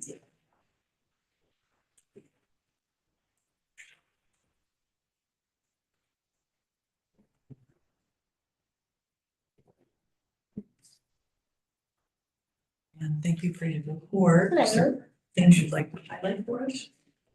Well, I would like to start at the bottom because I think it's one of the most positive pieces is that we are more fully staffed than we have been in probably 18 months. And it's such a relief. So our volunteer coordinator, he's part-time, started in a month ago. And he's off and running, and that's been a big help. And then we hired a new aging services assistant to start in 2 weeks. So that's a full-time position that we have had vacant for approximately 11 out of the last 15 months. So it's awesome. Oh, such a relief. The staff have been doing an amazing job covering all the different things that need to be done. And we really look forward to these both gentlemen that have come on are going to be, I think, really good assets to our department. So, and then the food service helper position, we do have applicants and we will be interviewing next week. So that's really good. Very good, thank you. Yeah. I wanted to also update you, it's not on my report, but I did talk with GoGo Grandparent, as I brought up last time, that there's a kind of what looks like a one-time grant at this point for just under $21,000 for us to trial this program in Cayuga County. We have been ordered that money. so we can move forward. I was on a conference call with them today. I think, the way it's set up, we are gonna just try to make it something that's available to sort of a first come, first serve, try it out. For any individual 60 and over, we're working out some of the details. And then we'll be setting a dollar limit on how much, they can spend, how much we'll subsidize. And, our staff will be I'm glad that while we're looking at bringing this on, we have also filled the aging service assistant position, because it would have been really tough to add one more thing to our plates. But I think this will work out well with the aging service assistant, being able to help with this process. What is the amount again, you said? It's just under 21,000. So I think we'll be able to serve, I estimate, between 50 and 120 people. Some people may use it very little and it won't be a big expense. And then, one of the requests we get from time to time is that people will call us looking for transportation to Syracuse for 5 days in a row for radiation. And it's very hard to get that unless you're on Medicaid. You have to pay for it. So this might be one way to help in those scenarios, because this will not at this point be income-based. We really just want to trial this program. Like most of what we do try to target it to those most in greatest need, but we also don't want to sit on the money. We want people to be able to use this service and see if it works here in our county. Now, are there limitations to the service? So like, for example, if somebody needed a ride to the airport, can they utilize this service to the airport, or does that have to follow certain guidelines and stipulations? We haven't finalized it. We've been talking amongst our staff, but at this point, we are thinking it will be pretty open-ended. Okay. Because again, we want people to use it. And the reason why I say airport, because I hear a lot of commentary about that, especially the elderly. Don't have family in town, they don't have a vehicle, we're going out of town, we need to get to the airport or get to Syracuse to the bus station, and we don't have transportation. So this might be something good that they could utilize the service for. Yeah. Okay. We are attempting to provide the transportation that supplements or is in addition to what the SCAT van we talked about last time. So we're hoping that people won't use it for something they could use the SCAT van for, but other things. So You need transportation for transportation. Yes. Sometimes that is true. It is true. in this case, yes, for sure. I did want to, before I forget, I'll highlight a couple other things, but for those of you that were at the NISAC convention, I don't know if anybody went to the aging services presentation, but I saw slides from that today. And I was very pleased to see that one of the things they noted is that 14 counties have implemented in the presentation by the Association on Aging, which is our advocacy agency. And the director of that is a former Office of the Aging Director in St. Lawrence County. So she definitely knows what she's talking about, and she's a wonderful advocate. As part of her presentation, she noted that 14 counties have implemented county-based home care workers or have an exclusive contract with a licensed home care agencies. So that's 14 counties out of the 59 in the state, and we are one of them. So I think that's pretty positive. We're pretty small. It was a big lift, but it is working out really well. It's exactly a year this month that we brought that program on board. In the presentation, she indicated that this model provides payments of between $18 and $26 per hour for the aide. So that's one of the reasons we're able to retain the aides, is because they're getting paid more than they would in most other situations. We are providing a vehicle. We have the electric hybrid vehicle. So it's extremely cost effective, and that's the vehicle that our aides are using. And then case management team structure, meaning they're under the oversight of our group of staff that authorize the home care services are case managing. And so the aides are part of that team. Scheduling works out way better. We are definitely able to serve rural areas that we couldn't serve before. And we have so much more flexibility. When somebody's caregiver goes in the hospital unexpectedly, if we can reassign the aide to spend more hours or more days there that week, we can do that. We never were able to do that when we were contracting with an agency to bring aides in.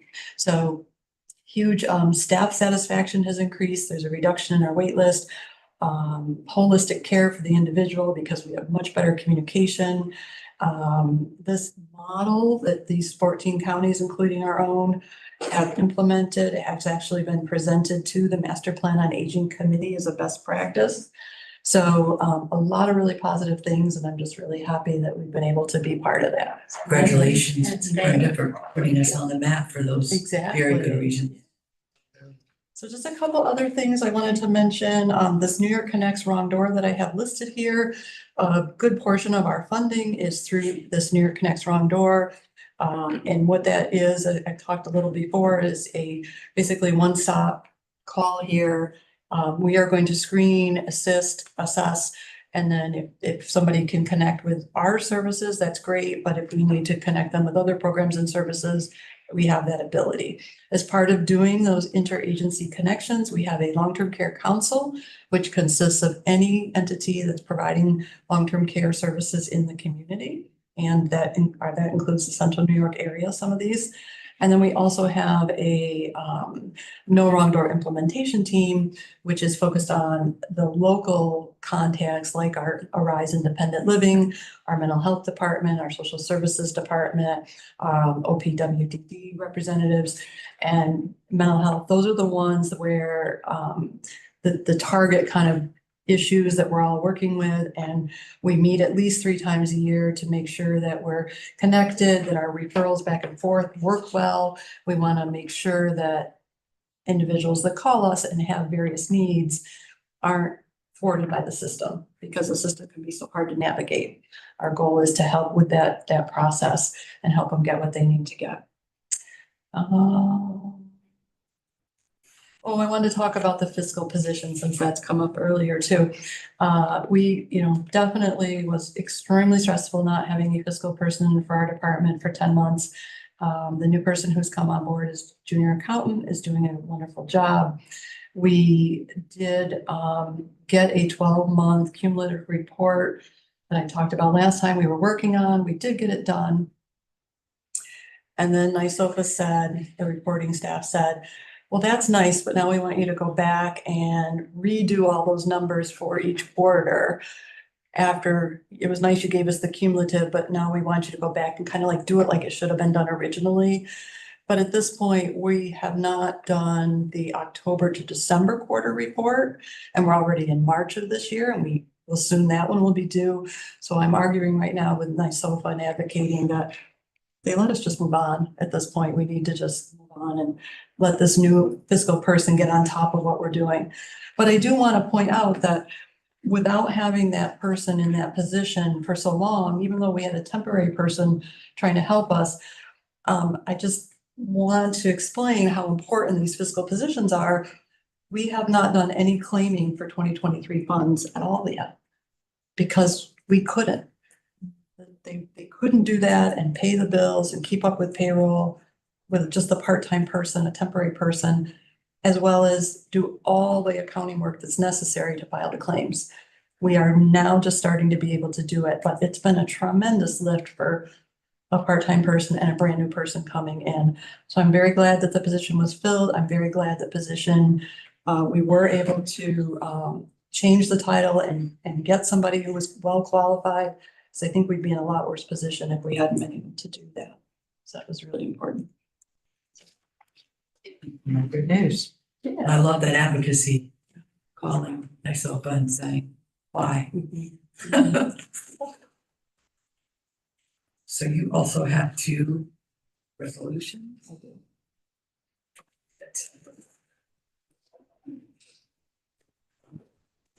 HH7 and HH8.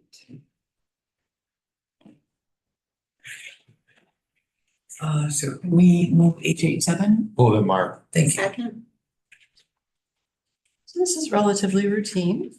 This is our contracts. We have 2 contract years, the federal fiscal year and the state fiscal year. Many of the same contractors, subcontractors, we just have to a contract for each time period. Wish we didn't, but we do. So that's really what this is. I'm just gonna ask for, I don't believe it needs an amendment. Certainly, but just ask for a clerical change in who the sponsors, the resolution are. We had the old Elaine Daily and Hans Petra on here Oh, versus wow. Heidi Nightingale and Elaine Daily. And that we'll have that same discussion on the eighth. Just didn't get those up.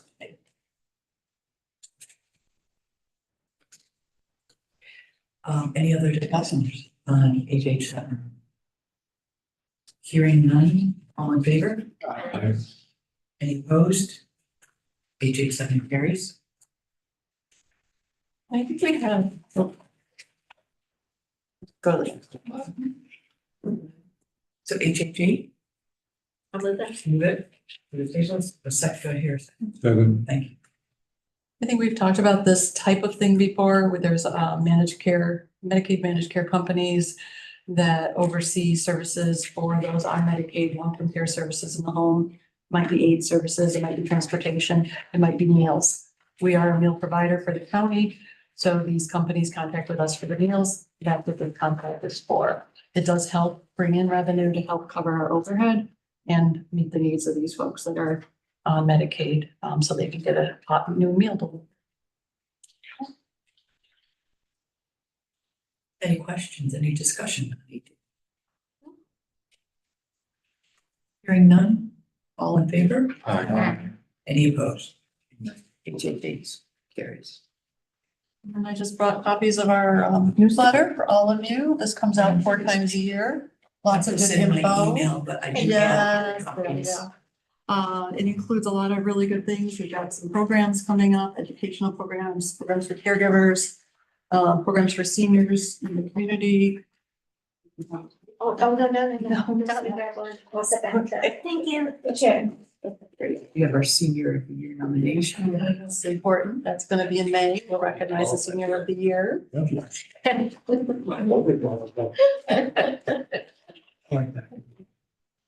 got our outreach in Sterling and Sorry, we Moravia. got posted. Yeah.